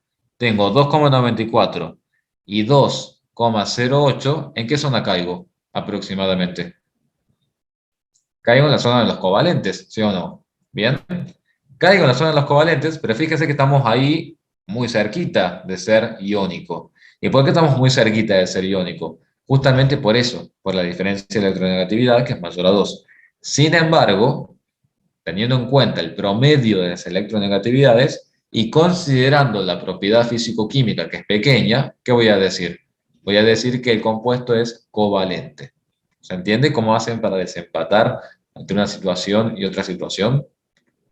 Tienen varias opciones. De todas formas, en el parcial ustedes se van a quedar con esto nada más, pero no hay manera que en un examen tengan que revisar absolutamente todo. ¿Estamos? Pero es para que sepan de que no es dogma a veces esto de la diferencia de electronegatividad. ¿Se cumple la mayoría de las veces? Sí, pero tenemos otras excepciones.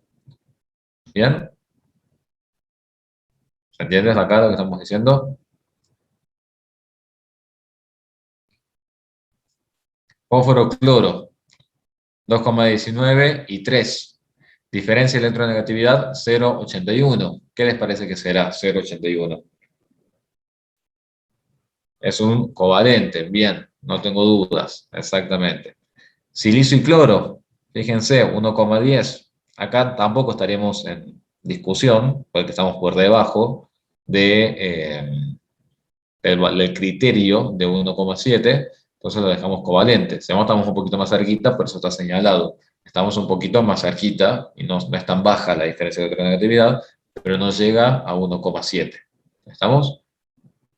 Bueno, entonces, en todos estos enlaces que tenemos acá, que ya dijimos que eran covalentes, en todos, ¿hay momento dipolar o no hay momento dipolar?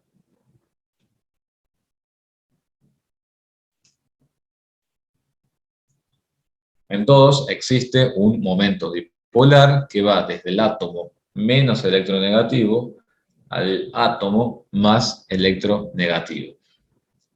Sigamos ahora con otro ejemplo. Por ejemplo, veamos sodio y bromo. Fíjense, sodio y bromo, diferencia de electronegatividad 1,9. Está un poquito por encima del promedio de 1,7. Si quieren, se puede verificar por el triangulito. Y si no, búsquense el bromuro de sodio, es sólido a temperatura ambiente. Y si no, busquen su punto de fusión. Anótenlo si quieren para buscarlo para mañana. Y mañana me comentan qué punto de fusión tiene el bromuro de sodio. O si alguien tiene ahí al mano alguna una computadora o algo que quiera, pueda, que tenga acceso, me dice cuál es el punto de fusión del bromuro de sodio. Me dice acá, ahí el litio y azufre. Me dice, cumple lo mismo que en el caso anterior. Bien, tenemos litio y azufre. Tenemos diferencia de electronegatividad de 1,5, exactamente. Es decir, estamos al borde. ¿Pero qué podríamos hacer ahí? Para ver sulfuro de litio, si es iónico o es covalente. Lo que pueden hacer es lo siguiente. O bien se fijan si es sólido a 25 grados Celsius, si es sólido a temperatura ambiente, y buscan su punto de fusión y verifican que sea de 1000 grados para arriba. O si no, también, ¿qué hacen? Podemos ir acá al triangulito y analizar qué pasa con el sulfuro de litio. Decimos, diferencia de electronegatividad es 1,5. Es decir, estamos... Acá está. Diferencia de electronegatividad 1,5. Estamos justo acá en el medio. Perfecto. ¿Cuál es el promedio? ¿Se animan a hacer el promedio? 1,75. Perfecto. Estamos 1,5 y 1,75. 1,5 y 1,75 está por acá aproximadamente. Fíjense que estamos en el iónico, ahí también a un borde de estar en una zona de transición. ¿La ven? De 1,5 a 1,75 estamos acá más o menos. Estamos muy al borde. Fíjense el punto de fusión, 747 grados Celsius. No llega a ser 1000, precisamente porque no es de tanto carácter iónico, estamos casi en una etapa de transición, pero sí es un punto de fusión considerable. ¿Bien? Porque está cerca de los 1000 grados Celsius. Entonces, entre el punto de fusión considerable, el triangulito de Ketelar, podemos, y bueno, podría fijarse también si está en estado sólido a temperatura ambiente. Con todo eso, ustedes pueden llegar a decir entonces que el sulfuro de litio es un compuesto iónico. Dice, ¿qué representa la etapa de transición? Se trata de compuestos que pueden tener tanto características de uno como del otro. ¿Se acuerdan cuando vimos en nomenclatura por el cromo y por el manganeso que a veces se pueden llegar a comportar como metales o como no metales? Bueno, lo mismo pasa acá. Existen algunos compuestos que pueden presentar tendencias de ambos tipos de sólidos, ya sea sólidos iónicos o los sólidos covalentes o sólidos metálicos. Por eso, cuando estamos en esta etapa, hay que tratar de complementarlo con otra información. Esa información involucra estudios de punto de fusión, punto de ebullición y demás propiedades físico-químicas. Bien, eso es en el caso particular de compuestos que están acá. Que me parece que no traje un ejemplo acá. Me pregunta acá, tiene como el tema de la fusión, es el punto de fusión. El punto de fusión elevados que consideras por... Cuando llegas a 1000, estás seguro que son puntos de fusión elevados. Cuando estás cerca de 1000, por ejemplo, como en el caso anterior, de 700, 800 grados Celsius, puedes decir que también se trata de un compuesto iónico. ¿Por qué? Porque requerís demasiada energía para poder vencer la energía reticular del sólido y llevarlo de sólido a líquido o del líquido a sólido, dependiendo de lo que estés analizando. ¿Estamos? Eso es el punto de fusión. Acá me preguntan, las profes del teórico dijeron que si el elemento era sólido, temperaturamente era iónico, pero hay sólidos covalentes también no. Exactamente, si el compuesto es sólido a temperatura ambiente y tiene una diferencia de electronegatividad próxima al criterio, se trata de un compuesto iónico. Y también tenemos sólidos covalentes que más que nada representan redes covalentes. ¿Bien? Por eso les digo que no es un criterio universal lo de los 25 grados y sólido a temperatura ambiente. Existen los sólidos covalentes, existen los sólidos metálicos y existen los sólidos moleculares, que eso lo vamos a ver cuando veamos sólidos. Pero, tal cual como dice Germán, no es criterio único decirlo de los 25 grados Celsius iónico directamente, porque también está el sólido covalente, está el sólido molecular. ¿Estamos? Entonces, son distintos criterios. Lo tiene que complementar con todo lo otro. Acá me preguntan, el enlace nitrógeno-cloro. ¿Está el enlace nitrógeno-cloro acá? Si no, habría que analizarlo por aparte. Es covalente, pero tiene la misma electronegatividad. El enlace es apolar. Es un caso particular al enlace carbono-yodo. Bien. No tienen, primero, ni en el de carbono-yodo, ni en el del nitrógeno-cloro, nunca pueden tener la misma electronegatividad, porque se trata de átomos de distinta especie. Solamente hablamos de enlaces apolares cuando los átomos son de la misma especie. Ni el nitrógeno, ni el cloro, ni el carbono, ni el yodo son iguales. Son dos átomos distintos. Entonces, hay diferencia en electronegatividad. Por lo tanto, el enlace no es apolar. Que sea muy pequeña la diferencia de electronegatividad, sí, es cierto, pero se trata de enlaces polares. Es decir, hay momento dipolar. Bien, entonces cuidado con eso. Después, acá me pregunto, yo no puedo entender cómo saber qué tipo de enlace es sin hacer el triángulo. ¿Qué tipo de enlace es sin hacer el triángulo o sin ver lo de las propiedades? Es simplemente haciendo diferencia de electronegatividad y utilizando el criterio que vieron en la parte teórica de mayor a 1,7 la diferencia de electronegatividad, enlace iónico. Menor a 1,7 la diferencia de electronegatividad, enlace covalente. Y con eso es suficiente. Ese es el criterio que van a utilizar ustedes en el parcial. Luego van a utilizar todos los otros criterios que estamos diciendo acá. Es decir, en la guía, en los ejercicios del aula virtual, utilizan todos los criterios. En el parcial, por cuestiones de tiempo, simplemente van a responder con la diferencia de electronegatividad. Cuando vayamos a hacer mañana ejercicios de enlace covalente, van a ver cómo tienen que escribir todo esto. No entendí bien lo que pasa entre el silicio y el flúor. Lo que pasa entre el silicio y el flúor es que la diferencia de electronegatividad es de 2,08, lo cual es muy elevado para decir que es covalente, y vos hubieras esperado que este enlace fuera iónico. Sin embargo, en la práctica, ese enlace es covalente, tanto porque lo verificás con el triangulito de Ketelar, y a su vez, porque si vos buscás sus propiedades físico-químicas, como ser el punto de ebullición, ves que son puntos de ebullición bajos, no son puntos de fusión ni de ebullición elevados. Si el compuesto presentara temperaturas elevadas, para cambiar de estado, sería un compuesto iónico. Los compuestos covalentes no demandan tanta energía para hacer el cambio de estado. Un compuesto iónico sí.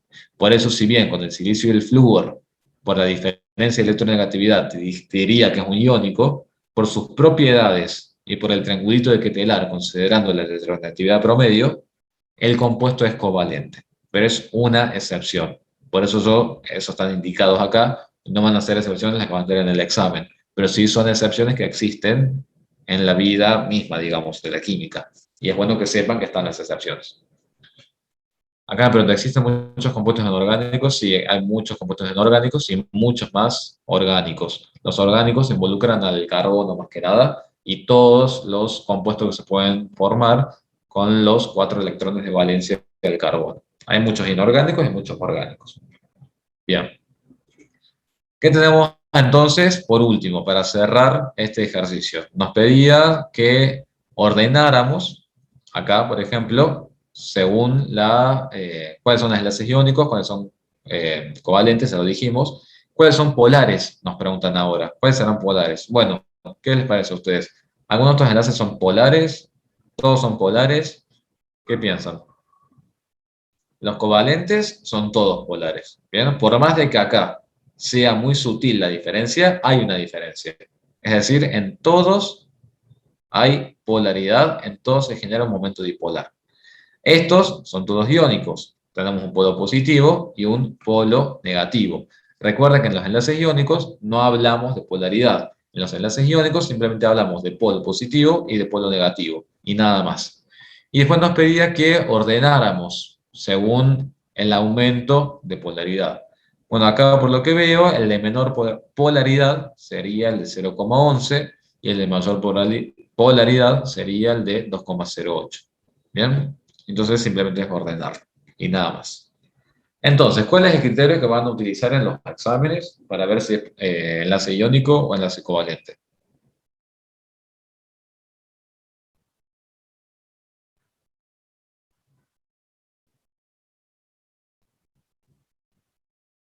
¿Cuál es el criterio? Diferencia de electronegatividad. ¿Qué criterio van a utilizar? El que vieron en la parte teórica de la materia. Porque eso también, cada libro tiene su propio criterio. ¿Por qué les digo que cada libro tiene su propio criterio? Porque esto no es algo así a rajatabla.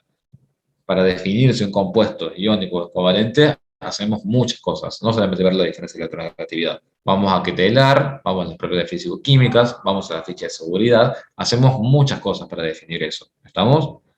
Pero obviamente que en un parcial de 1 hora no tenemos acceso a toda la biblioteca química. Por eso utilizamos un único criterio, que es la diferencia de electronegatividad. Mañana, cuando veamos enlace covalente, propiamente dicho, ustedes no se preocupen porque yo sé que es mucha información la que les damos clase a clase, y por eso yo, cuando les doy los ejemplos de enlace, les armo un escrito en donde ustedes tienen que indicar todo lo que está en ese escrito. ¿Estamos? Para que organicen su información y organicen su cabeza y las justificaciones. Digamos que esto es lo mínimo que, claro, exactamente. Muy bien, eso sería lo más válido. El mínimo criterio que podemos utilizar ahora es ese, diferencia de electronegatividad. Claro, acá Juan, por ejemplo, me dice que en el Brown dice que es de 1,9 el criterio. Y sé que en otros libros es de 2 y en otros libros es de 1,5. Por eso, quizás en el teórico se tomó un promedio de todo eso y se dijo, bueno, 1,7. Entonces, bueno, como criterio, chicos, tomen ese valor como límite, el de 1,7 o el de 1,75. Por arriba dicen que es iónico, por debajo dicen que es covalente. ¿Estamos? Después, no sé si surgió un tema ahí que las profes me estuvieron comentando con el tricloruro de aluminio. ¿Puede ser que estuvieron hablando de ese compuesto? No sé si estuvieron hablando de ese compuesto. Porque también en algunos libros el tricloruro de aluminio lo tratan como iónico y algunos lo tratan como covalente. ¿Estamos? Entonces, díganme la diferencia de electronegatividad entre aluminio y cloro. Y veamos en qué quedamos nosotros.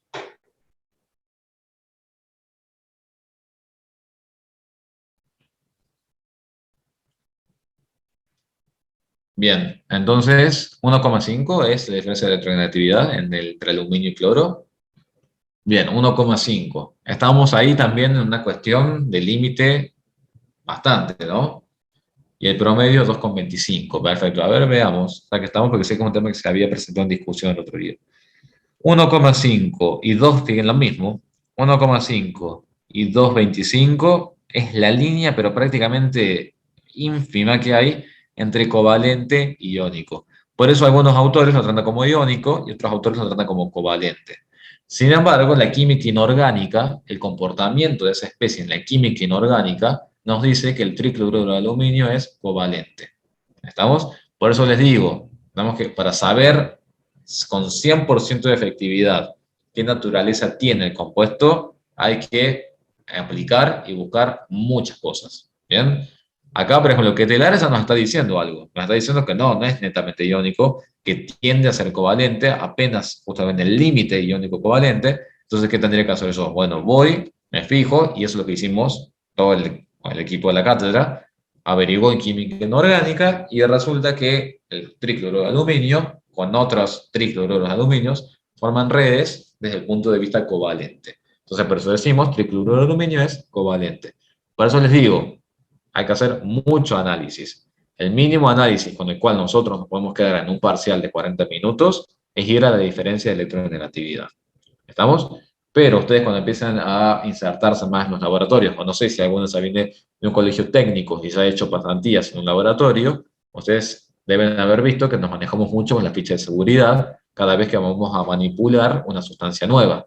Bueno, y ahí sabemos cuál es el punto de fusión, cuál es el punto de ebullición, cuál es el punto de sublimación, si tiene riesgo de ser inhalado, de ser manipulado, y todas esas cuestiones que solamente se obtienen de modo experimental. ¿Estamos? Bien. Acá Brandon pregunta cuál es el punto de fusión del tricloruro de aluminio. No lo sé. Habría que buscar en alguna ficha de seguridad y saber cuál es. Bueno, ¿estamos hasta acá entonces? Estamos hasta acá. ¿Cómo diferenciar tipos de enlaces? Lo que vamos a hacer ahora, en el ratito que nos queda, porque no tampoco vamos a avanzar mucho más, porque seguramente lo vamos a tener que analizar mañana, vamos a hacer unos ejemplos con Lewis. Una vez que ya sabemos que el enlace es covalente o es iónico, podemos empezar a utilizar la estructura de Lewis. ¿Qué saben de estructura de Lewis? ¿Qué entienden por estructura de Lewis? Es una alternativa probable de cómo se ubican los electrones en el compuesto. No es un dogma tampoco, ¿no? Lewis no es un dogma. Es una alternativa que yo propongo como estructura a la ubicación de los electrones una vez que se enlaza a otros elementos. Eso simplemente es Lewis, es una alternativa. Dentro de esa alternativa vamos a fijar algunos parámetros, como por ejemplo, que los átomos centrales siempre son los más electropositivos o que los hidrógenos siempre los vamos a colocar a los extremos. Eso por un lado. Y por otro lado, tenemos que averiguar que hay algunos átomos que completan el octeto, hay otros átomos que no lo completan, y hay otros átomos que expanden el octeto. ¿Dónde les voy a decir yo que tienen que tener precaución? Boro, berilio y aluminio es octeto incompleto. ¿Bien? Boro, berilio y aluminio es octeto incompleto. Después, cada vez que vean azufre, ustedes ya tienen que saber de por sí que el azufre tiende a expandir su octeto. Eso para anotar. Y después, lo de los electrones de valencia y demás, lo vamos a ir viendo a medida ahora que vayamos haciendo algunos ejemplos. ¿Estamos? Entonces, Lewis, ¿qué hace? Yo tengo un compuesto químico. Lewis propone el modo en que esos átomos se unen entre sí, sabiendo que en el centro siempre va a estar el átomo más electropositivo. Para no hablar tanto en teoría, vamos a ir directamente a un compuesto. Vamos a ir al tetrabromuro de carbono. Lo primero que podría hacer, si tengo curiosidad, es ver qué tipo de enlace forma el carbono con el bromo. Si estuvieran en el parcial, ¿qué harían para ver qué tipo de enlace forma el carbono con el bromo?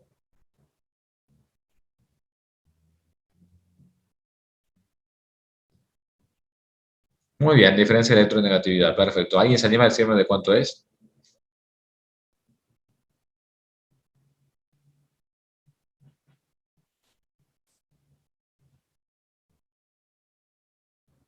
Perfecto, es de 0,3, por lo tanto, vamos a decir que es un enlace covalente. Perfecto. ¿Quién tiene mayor electronegatividad, el bromo o el carbono? El bromo. Por lo tanto, ¿cuál es el átomo electropositivo que tiene que ir ubicado en el centro de esa estructura? Perfecto, muy bien, va a ir el carbono. Y alrededor los átomos de bromo. ¿Qué vamos a hacer ahora? Vamos a decir, bueno, tenemos el carbono, los átomos de bromo, y vamos a hacer un análisis de electrones necesarios, electrones disponibles, electrones compartidos. ¿Qué van a hacer los electrones necesarios? Escuchen bien la explicación de todo esto. Los electrones necesarios son los electrones que cada átomo quiere tener para adquirir la configuración electrónica más estable o similar a la de un gas noble. Bien, siempre entonces los electrones necesarios, entre comillas, serían como los electrones que cada átomo quiere o desea tener. El carbono, ¿cuántos electrones puede llegar a tener para adquirir su configuración electrónica más estable? ¿Cuántos serán los que quiere tener el carbono? 8. El carbono quiere tener 8 electrones, porque el carbono no es ninguna excepción. No es azufre, como yo les dije, que se va a expandir, y tampoco es aluminio, ni berilio, ni boro, que tienen menos. El carbono quiere tener 8 electrones. ¿Estamos? Bien. Aquí más, ¿cuántos carbonos tenemos? Uno solo. Entonces tenemos un solo carbono que quiere 8 electrones. Ahora, el bromo. ¿Cuántos electrones quiere tener el boro? El bromo, perdón. El bromo también quiere tener 8 electrones. ¿Cuántos bromos tengo yo acá? Tengo 4 bromos. Entonces, si yo hago la sumatoria de todo esto, va a ser 1 por 8, 8 más 4 por 8, 32, más 8, 40. Son 40 los electrones necesarios para formar esos enlaces. 1 por 8 más 4 por 8, 40 electrones. ¿Qué serán los electrones disponibles? ¿Qué serán los electrones disponibles? Son los electrones con los que cuenta el átomo para formar o participar los enlaces. ¿Cuántos electrones de valencia tiene el carbono? 4. ¿Cuántos carbonos tengo? Uno solo, 1 por 4. ¿Cuántos electrones tiene el bromo? ¿Cuántos electrones tiene el bromo en su capa más externa? 4. Acá varias opciones en el chat. 4, 1, 7. ¿Cuántos tiene el bromo? Tiene 7 electrones para participar, ¿bien? El bromo tiene 7 electrones para participar. ¿Cuántos bromos tengo? Tengo 4 bromos. ¿Me siguen? Entonces tengo 1 por 4 más 4 por 7. 28 más 4, 32. Entonces tengo 32 electrones disponibles para formar esos enlaces.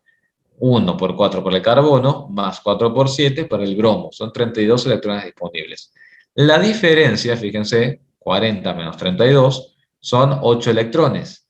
8 electrones, cuando hablemos de enlace, un enlace siempre involucra a un par de electrones. Entonces, si yo tengo 8 electrones que van a ser los que comparten los átomos entre sí, quiere decir que voy a necesitar 4 pares para poder formar el compuesto carbono-bromo 4. Necesito 4 pares de electrones, que representan 8 electrones en total. Entonces, fíjense una cosa, si yo necesito 4 pares, son los 4 pares que resultan de las uniones acá. Un par carbono-bromo, otro par y otro par. Y acá tengo los 4 enlaces simples. Fíjense que cada par dijimos que representan 2 electrones. Un electrón del carbono, un electrón del bromo. Un electrón del carbono, un electrón del bromo. Uno del carbono, uno del bromo, uno del carbono y otro del bromo. 4 enlaces simples. 4 enlaces simples que representan 4. Bien, ¿por qué necesitamos 4? Porque hago la diferencia entre los 40 electrones necesarios menos los 32 electrones disponibles. La diferencia da 8. 8 electrones representan 4 pares. ¿Por qué? Porque un enlace es un par y un par son 2 electrones. Entonces, si necesito 4 pares de electrones, necesito formar 4 enlaces. Y son los 4 enlaces que necesito para unir al carbono con cada uno de los bromos. Mis esos 2 electrones del par. son dos para el bromo y dos para el carbono. No, es un par de electrones que no son ni de uno ni de otro. Son electrones compartidos entre los dos. ¿Cómo se forma ese par? Un átomo, un electrón le pertenece al carbono y el otro electrón le pertenece al bromo. Y formas un solo par y esos dos electrones se están compartiendo. ¿Bien? Acuérdense, cuando se están compartiendo, le pertenecen a los dos átomos al mismo tiempo. ¿Bien? El enlace es covalente, como ya dijimos nosotros antes, exactamente, por la diferencia de electronegatividad. ¿Estamos? ¿Se entiende hasta acá? Electrones necesarios, electrones disponibles, electrones compartidos. Mañana, porque no les voy a dar ahora carga formal, porque se va a hacer mucha carga, digamos, de información. Es decir, que mañana directamente vamos a hacer carga formal y vamos a seguir con más ejemplos. Tenemos que hacer mucho Lewis hasta recién después ir a la teoría de la repulsión. Es decir, que mañana va a ser un día bastante cargado también en ese sentido. Pero bueno, ¿qué es electrones no compartidos? Es electrones no compartidos, que se los voy a decir mañana también. Así terminan de procesar lo que les dije ahora. Pero estos electrones no compartidos y estos electrones no compartidos, que te lo da en pares también. Entonces, ¿cómo se llaman estos electrones? Estos electrones se llaman electrones compartidos. Son los electrones que están en el enlace químico. Los electrones que ustedes ven acá, por ejemplo para el bromo, son electrones no compartidos. Es decir, son electrones que quedaron para el bromo y que no forman parte de los enlaces. Acuérdense que una vez que los electrones están en el enlace, le pertenecen al mismo tiempo tanto a un átomo como al otro átomo. ¿Está claro? Bueno, ¿en qué tienen que hacer hincapié ustedes para mañana? Recuerden y repasen la reglita, necesarios menos disponibles, y mañana seguimos practicando. Me dice, ¿hay ejercicios de práctica para la evaluación formal de la unidad número 2? Sí, son todos los que están en la guía. Todos los que están en la guía tienen que hacer todos esos para, para la unidad, la evaluación del martes que viene. Que creo que son una o dos páginas, o sea, es poco lo que hay. Pero son esos, y nada más. Bueno, listo entonces. Bueno, chicos, claro, son 20 ejercicios nada más. Listo. Intenten hacer, no todos si quieren, pero una cantidad de esos y ya con eso es suficiente. Y me preguntan si tienen alguna duda. Bien. Bueno, chicos, nos vemos entonces mañana. Bastante tenemos que practicar todavía sobre Lewis. Así que bueno, cualquier cosa lo repasan y seguimos hablando mañana. Que descansen, chicos, y bueno, hasta mañana.